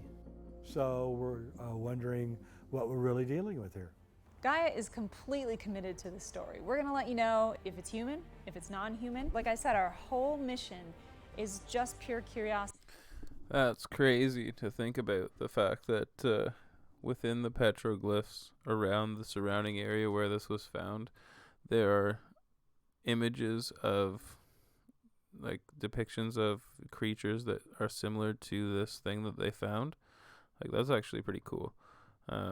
Those are the types of things that I find to be most intriguing. The fact that when you look at what ancient people were writing down and stuff, and depicting as their artwork, those are the things that I feel as though they were truly feeling and looking at. One thing also that I would like to talk about one day, fully in depth, so many things, but if there are good artists today that are amazing, that can depict life so vividly, right?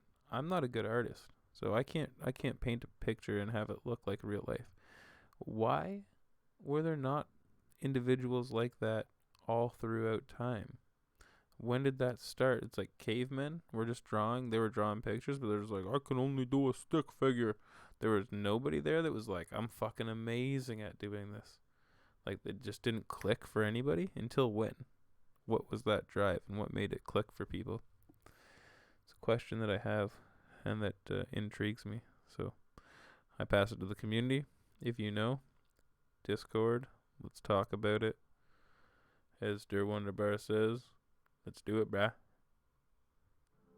You may think you know the truth about the Nazca mummies, but new results are in, and the story is far from over.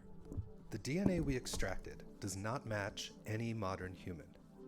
Just under a year ago, we released a video detailing the discovery of an anomalous mummy in Nazca, Peru. The revelation stirred up quite a bit of excitement, as well as some expected controversy and criticism. Since then, a number of articles and headlines have offered explanations as to what we found. Publications made claims that the results were in on the Nazca mummy known as Maria, despite not having access to bone and tissue samples, CT scans, or any laboratory test analysis. Within hours of our original release, Snopes.com fact-checked the claim that a corpse found in Nazca, Peru is that of an alien, giving it a rating of false. Of course, we never actually made that claim. Snopes cites a completely unaffiliated website, Disclose.tv, who did in fact use that headline for our video. It then continues to deliver criticisms against the beliefs and previous work of the scientists and journalists involved in the study, rather than focusing on the actual evidence. I don't want to get too political, right? But this is outlining how Snopes is a biased news source or information source, and will go with a preconceived notion in order to back up the claims that they feel are as though are correct. And so they went into this claim feeling as though aliens don't exist. This must be false. How can we prove that it's false? Well, guess what? Disclose TV said that this was an alien mummy, and therefore this is where we will base our claims from. This article is false, and therefore if you search this term, you will find that the claims that have been made by Disclose TV are false. And that's how fucking people work. Science wrote an article titled, "These alien mummies appear to be a mix of looted body parts," in which they reported testimony from two academics who had never actually examined the bodies to form their opinions. Another claim, cited by a number of publications, was that DNA sequencing was complete and that the results were conclusive. The mummy was human. While we have released some preliminary information, the results are far from conclusive. With everyone else so sure of the truth about these mummies, you're probably wondering why Gaia has been quiet on the subject for so long. The answer is simple. Doing actual research takes time. In 2008, a finger bone dated to be over 30,000 years old was discovered in a Russian cave. DNA analysis revealed the bone did not come from a modern human or a Neanderthal. It was dubbed the X-Woman. This research was published in the journal Nature in March of 2010, nearly 2 years after the initial discovery. The complete genome wasn't sequenced until August of 2012, at which point it was confirmed we were dealing with a new species of hominid, the Denisovan. This process, from initial discovery to confirmation of a new species, took 4 years.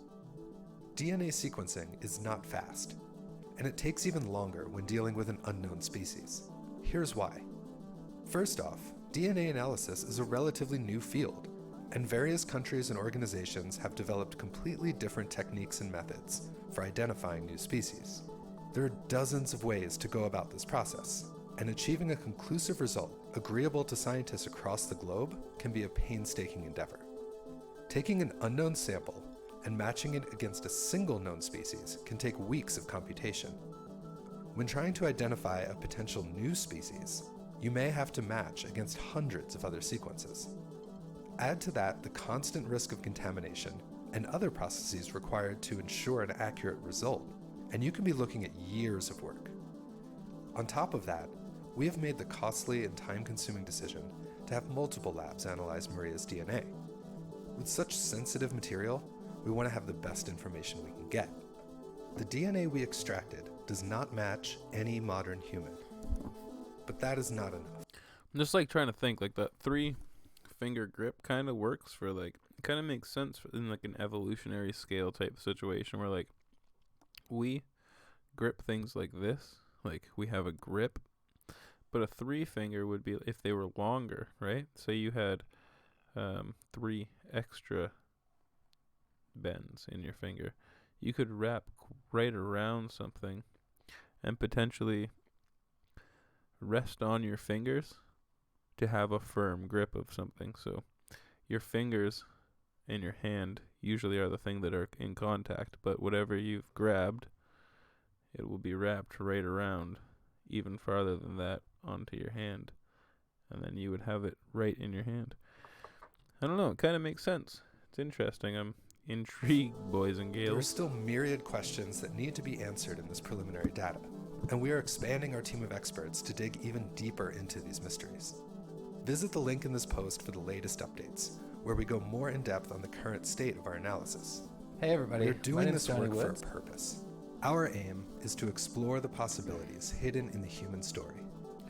Yeah, so, I don't know. It's not enough fingers to masturbate. If they were long enough, you could wrap right all around, you know, you'd have a tight old grip. Maybe a new one. We're going to end the video with this, unearthing Nazca questions and answers, so I'm not going to lie to anybody. If they want to dip out early and just get the fuck out of the stream, they can do what they want, but we're going to be done in about 5-10 minutes here. I'm going to watch this. We're going to discuss a few things about what has happened, and yeah, but I'm getting tired. I'm getting sleepy. Like I said at the beginning of the stream, I wasn't feeling too well, but the stream has helped me feel a little bit better, as it usually does. But I just thought that it would be fun for us to do this tonight.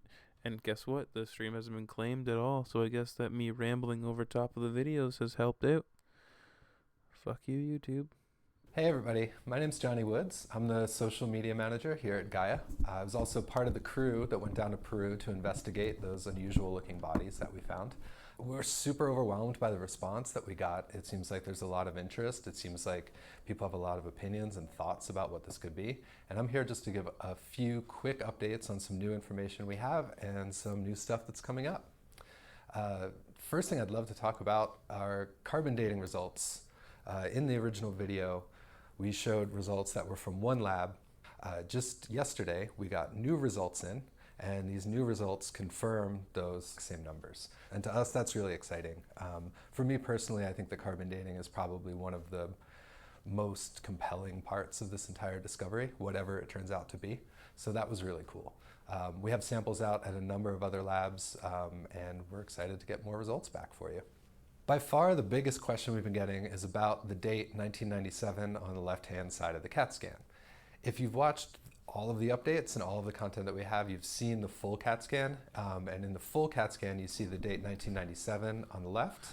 I don't care about any of this, so we're just gonna pull up something else because I just want to end the video off with something that I would just like to watch something that I'm interested in and not have this shit boring. Liesel, you said you nodded off, but you're in it to win it. Guess what? You are the only person that has said that they are in it to win it tonight.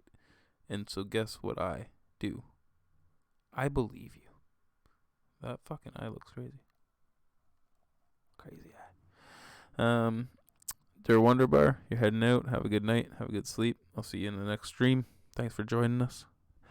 We're going to watch a little bit of Joe Rogan, see if he claims the video. Pushing my limits. Testing my limits, boys and girls. We give zero fucks here at the Joe Rogan Guess what? Experience. And for people who don't understand what you're talking about, I have, I'm going to push it. I'm going to push it. Part of it is that there is somewhere around, 10,000 years ago, somewhere around then, towards the end of the last ice age, humanity was probably mostly wiped out in a big way, and we had to rebuild from there. We had to rebuild, and I believe that we lost a civilization at that time. An entire civilization. Which has not been recorded by history, and that it went underwater with the rising sea levels. And what led me to this, the reason I became interested in pursuing that line of... This is actually really interesting. I didn't know this is what they were going to be talking about. This is a really cool, intriguing scenario where apparently 10,000 years ago or so, between 10 and 12,000 years ago, there was a very advanced civilization that had been ruling the entire nation, the entire world for a very long time. And there was a cataclysmic event that took out essentially the entire world. And there's very little historical evidence or recollection of this. It's called I don't know, whatever. We'll get into that one day, but I've researched this quite a bit. Strange. Inquiry was the Ark of the Covenant, because it seemed to me like a piece of technology that was out of its place in history in the way that it was described. I'm not wishing to put down the spiritual aspects because they are there, but there were definite technological aspects to this device. And then I had to ask myself, well, where could that knowledge have come from? And through Egypt, we then start to find that Egypt itself looks back to an older time. The ancient Egyptians didn't regard themselves as the beginning of their story. They regarded themselves as quite a late point in their story. And they look back to the time of the gods, which they called Zeptepi, the first time, when there was a golden age. And they speak, and there are texts, the Edfu building texts, which speak of the gods living on an island, a gigantic flood coming. Most of the gods are killed, odd thing to happen to gods, and then they come and settle in Egypt. The survivors come and settle in Egypt. And so Egypt is the product of an even far earlier civilization, but the history of Egypt goes back way, way further than people think it does. That's my view. That's my view. I support that view, and I was astonished when you had Robert Schoch and John Anthony West, when they brought their findings about the erosion on the Temple of the Sphinx. Yes. They brought these findings to these academics, and just the tone of their voice, the way they were approaching the information, the mocking attitude that they had of it. Well, where is this civilization you speak of? Because they're talking about a civilization that was possibly, 10,000 BC or something like that? Yeah, I would put the figure around about 10,500 BC. What people, for the end of it. if you don't know the story behind it, there's water erosion on the edge of the temple where the Sphinx is done, that could only be attributed to thousands of years of rainfall. That's And right. the last time there was rainfall in the Nile Valley was This what is is the it? breakthrough work that John Anthony West and Robert Schoch did. The initial observation came through John. If you've never researched that, that's something as well. The Sphinx definitely has water erosion, and it can only be explained by thousands of years of high drought, high rain coming down on this thing. And there's never been a time in recorded history during the periods in which humanity assumes that the Sphinx has been made where Egypt has been subjected to high droughts and high rain. And so it leads to the question, when was this thing actually built? Is it from an older time? And what was life like in that region? Because speculation claims that ancient Egypt was quite a prosperous, rainforesty, lush nation, and a place that had an abundance of resources, which is really interesting, because when are they talking about? This is not in recorded history, right? So I love this kind of shit. I fucking love it. Who is an astonishingly knowledgeable man about ancient Egypt. He's not an official Egyptologist, but he spent his whole life working in ancient Egypt, and through his research and his background, he came to realize that the erosion patterns on the Sphinx are really odd. And he then went to Schoch, Robert Schoch at the University of Boston, who is a geologist and an open-minded one. And he said, would you come to Egypt with me and give me your geological opinion on this monument? So Schoch went there, and it was immediately clear to him that this monument had been subjected to thousands of years of heavy rainfall at some point in its history. And that's where the mystery begins, because the study of ancient climates is quite well advanced, and we know that 5,000 years ago, 4,500 years ago, when the Sphinx is supposed to have been built, Egypt was as bone dry as it is today. And you have to go back some thousands of years before that, at least to about 9,000 years ago, to get the very heavy rainfall that would have caused the erosion of the Sphinx. But that only means that the Sphinx was standing there 9,000 years ago to be rained on. It may be much older than that. Schoch is cautious, and he will not push the date back beyond what the hard evidence suggests. He does accept that the Sphinx may well have stood there before the heavy rains began, but how long before is a matter that he cannot be certain on. And that's where Robert Boval and I were able to take the matter on a little further with the astronomy of the Giza Plateau. And you find there's this stunning thing that happens in the sky. I mean, this is one of the great things. I have some problems with technology, but I have to say one of the great things about computer technology is the way that it can speed up access to information in an incredibly efficient way.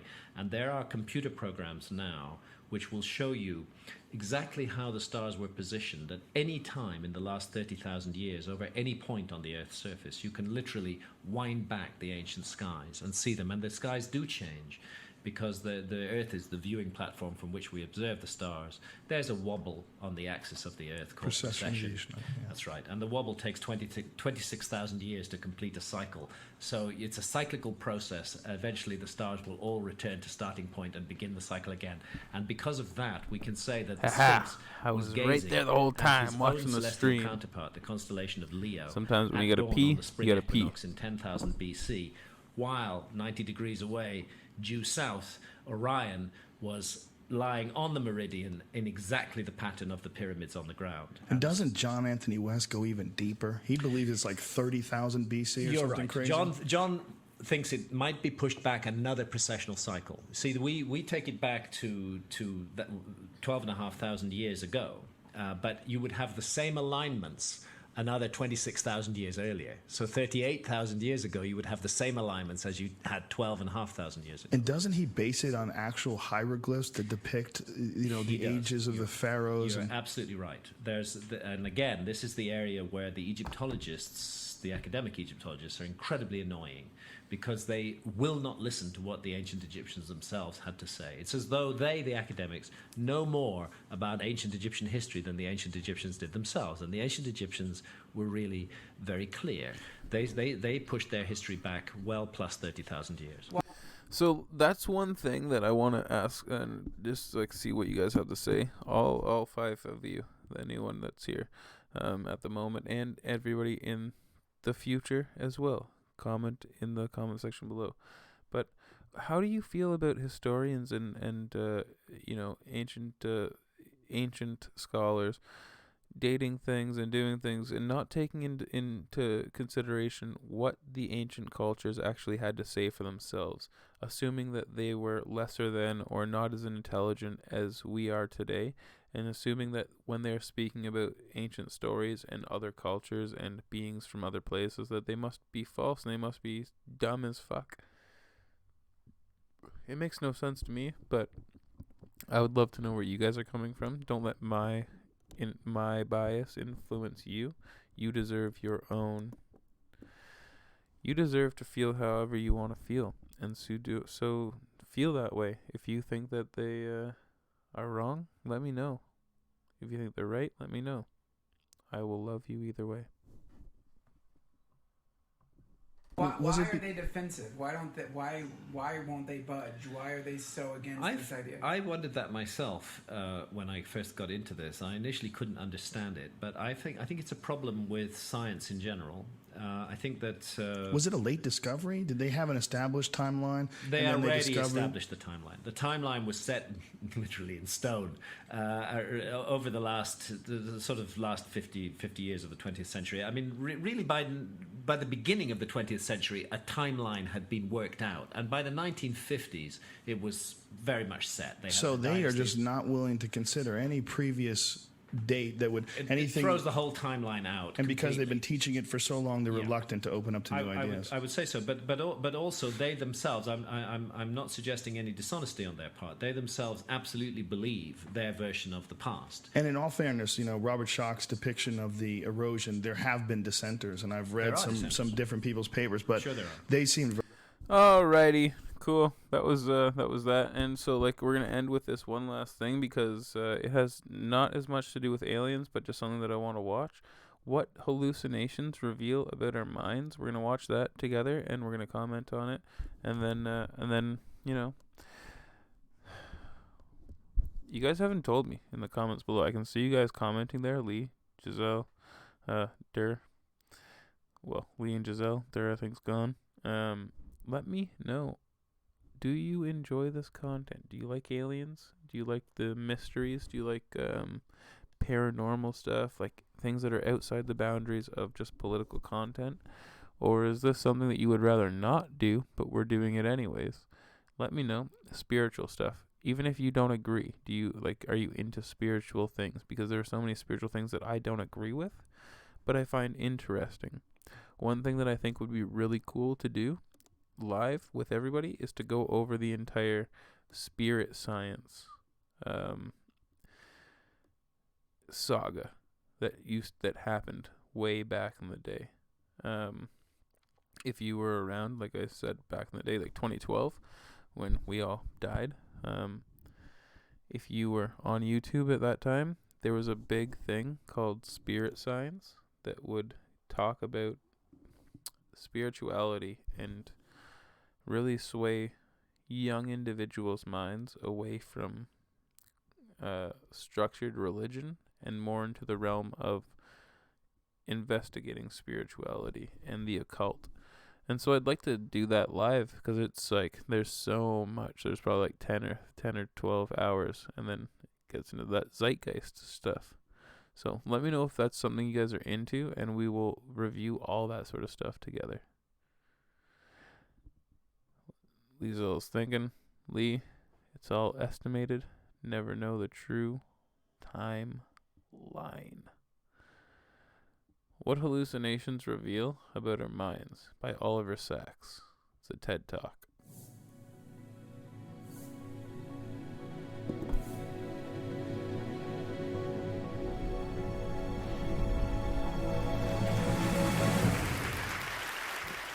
We see with the eyes, but we see with the brain as well.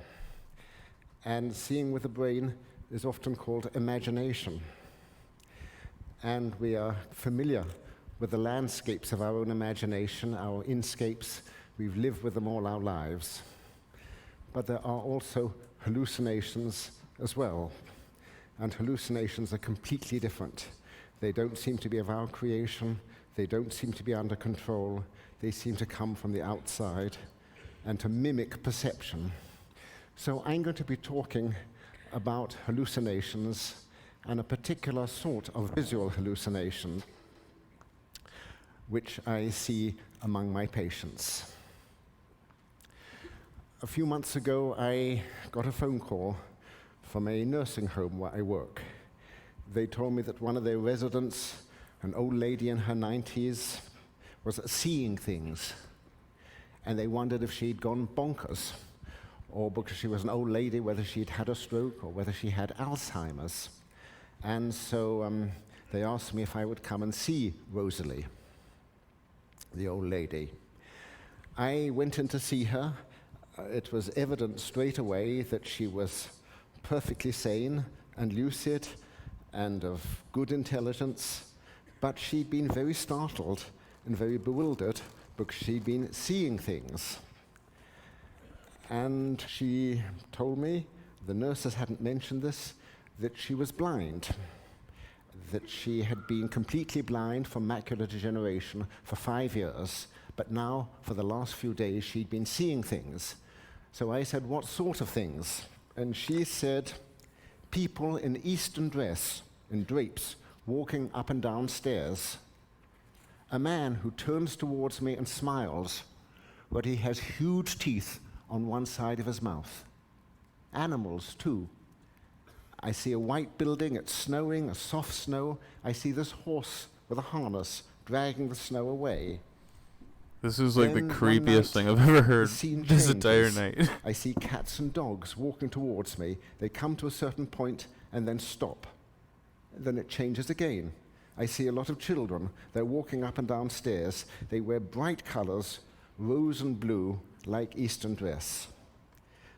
Sometimes, she said, before the people come on, she may hallucinate pink and blue squares on the floor, which seem to go up to the ceiling. So I said, is this like a dream? And she said, no, it's not like a dream, it's like a movie. She said it's got color, it's got motion, but it's completely silent, like a silent movie. And she said, and it's a rather boring movie. She said, all these people with Eastern dress, walking up and down, very, very repetitive, very limited. And she had a sense of humor. She knew it was a hallucination, but she was frightened. She'd lived 95 years and she'd never had a hallucination before. She said that the hallucinations were unrelated to anything she was thinking or feeling or doing, that they seemed to come on by themselves or disappear.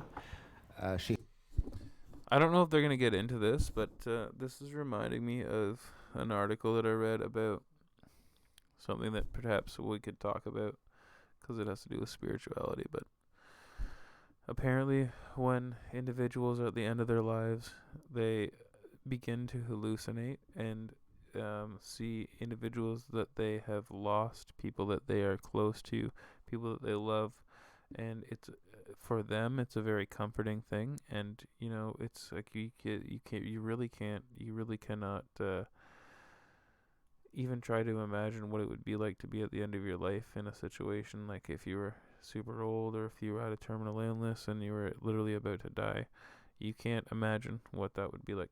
I don't know. I don't think that you can potentially have that feeling. But it's something that I've heard before and I've heard described, and this is really reminding me of that type of situation where it's like you're super old, you all of a sudden start having these weird feelings and hallucinations about things that potentially resonate with just you personally, and it's to like your body. I don't know. Who knows what it is, but it's creeping me out, guys. She had no control over them. She said she didn't recognize any of the people or places in the hallucinations, and none of the people or the animals, well, they all seemed oblivious of her. And she didn't know what was going on. She wondered if she was going mad or losing her mind. Well, I examined her carefully. She was a bright old lady, perfectly sane. She had no medical problems. She wasn't on any medications which could produce hallucinations, but she was blind. And I then said to her, I think I know what you have. I said there is a special form of visual hallucination which may go with deteriorating vision or blindness. This was originally described, I said, right back in the 18th century by a man called Charles Bonnet, and you have Charles Bonnet syndrome. There's nothing wrong with your brain, there's nothing wrong with your mind, you have Charles Bonnet syndrome. And she was very relieved at this, that there was nothing seriously the matter, and also rather curious. She said, who is this Charles Bonnet? She said, did he have them himself?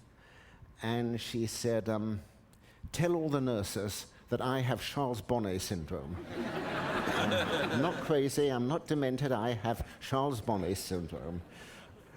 Well, so I did tell the nurses. Now, this for me is a common situation. I work in old age homes largely. I see a lot of elderly people who are hearing impaired or visually impaired. About 10% of the hearing impaired people get musical hallucinations. And about 10% of the visually impaired people get visual hallucinations. You don't have to be completely blind, only sufficiently impaired. Now, with the original description in the 18th century, Charles Bonnet did not have them. His grandfather had these hallucinations. His grandfather was a magistrate, an elderly man. He'd had cataract surgery. His vision was pretty poor. And in 1759, he described to his grandson various things he was seeing. The first thing he said was he saw a handkerchief in midair.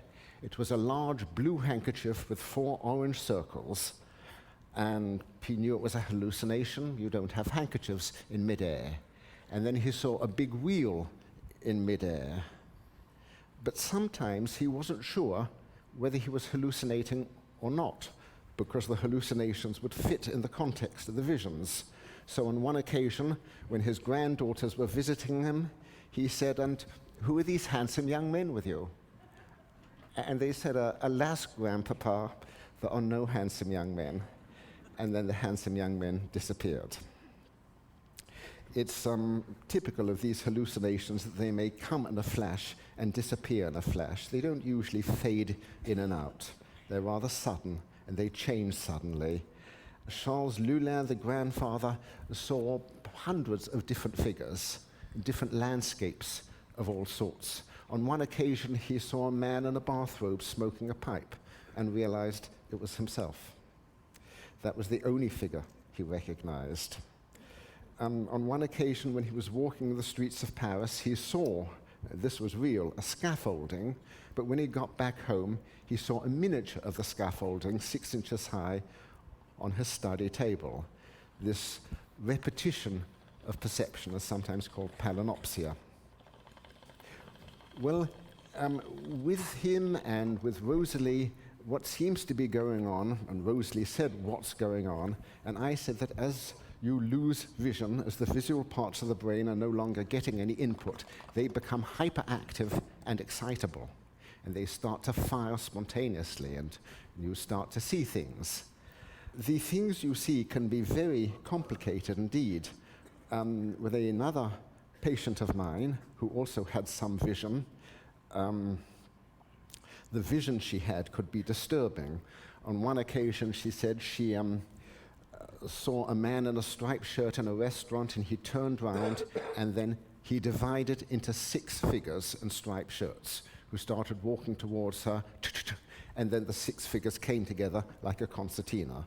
Once, when she was driving, or rather her husband was driving, the road divided into 4, and she felt herself going simultaneously up 4 roads.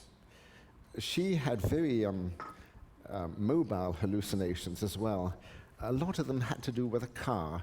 Sometimes she would see a teenage boy sitting on the hood of the car. There are other parts of the brain which are specifically involved with the recognition and hallucination of buildings and landscapes. And around that, recognize the people. I can't form any associations. Kermit means nothing to me. You don't. Kermit means nothing to me either. Alright, guys. It was a good stream. I had a fun time. Thank you guys for coming out, Lee, Der Wunderbar, Lizo, everybody else in the chat. Who we got? We got Grandma P in there for a little bit. We got a little bit of, what's his name? Let me. What's your name there, eh, bud? What's your name? K something? Arc 1. You were there for a bit. Thanks for everybody for joining us, hanging out, doing your thing.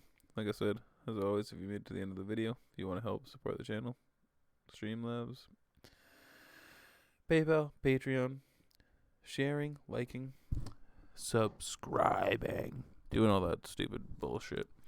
But guess what, guys? I'll be back later, so you don't need to do anything. Don't need to do anything but peruse YouTube. Be searching for the information that is needed. A little bit of Fiji water here on the table. You know, do your thing. But I'll be back soon. As always, my name is Elder, and guess what? Be your own hero, kids.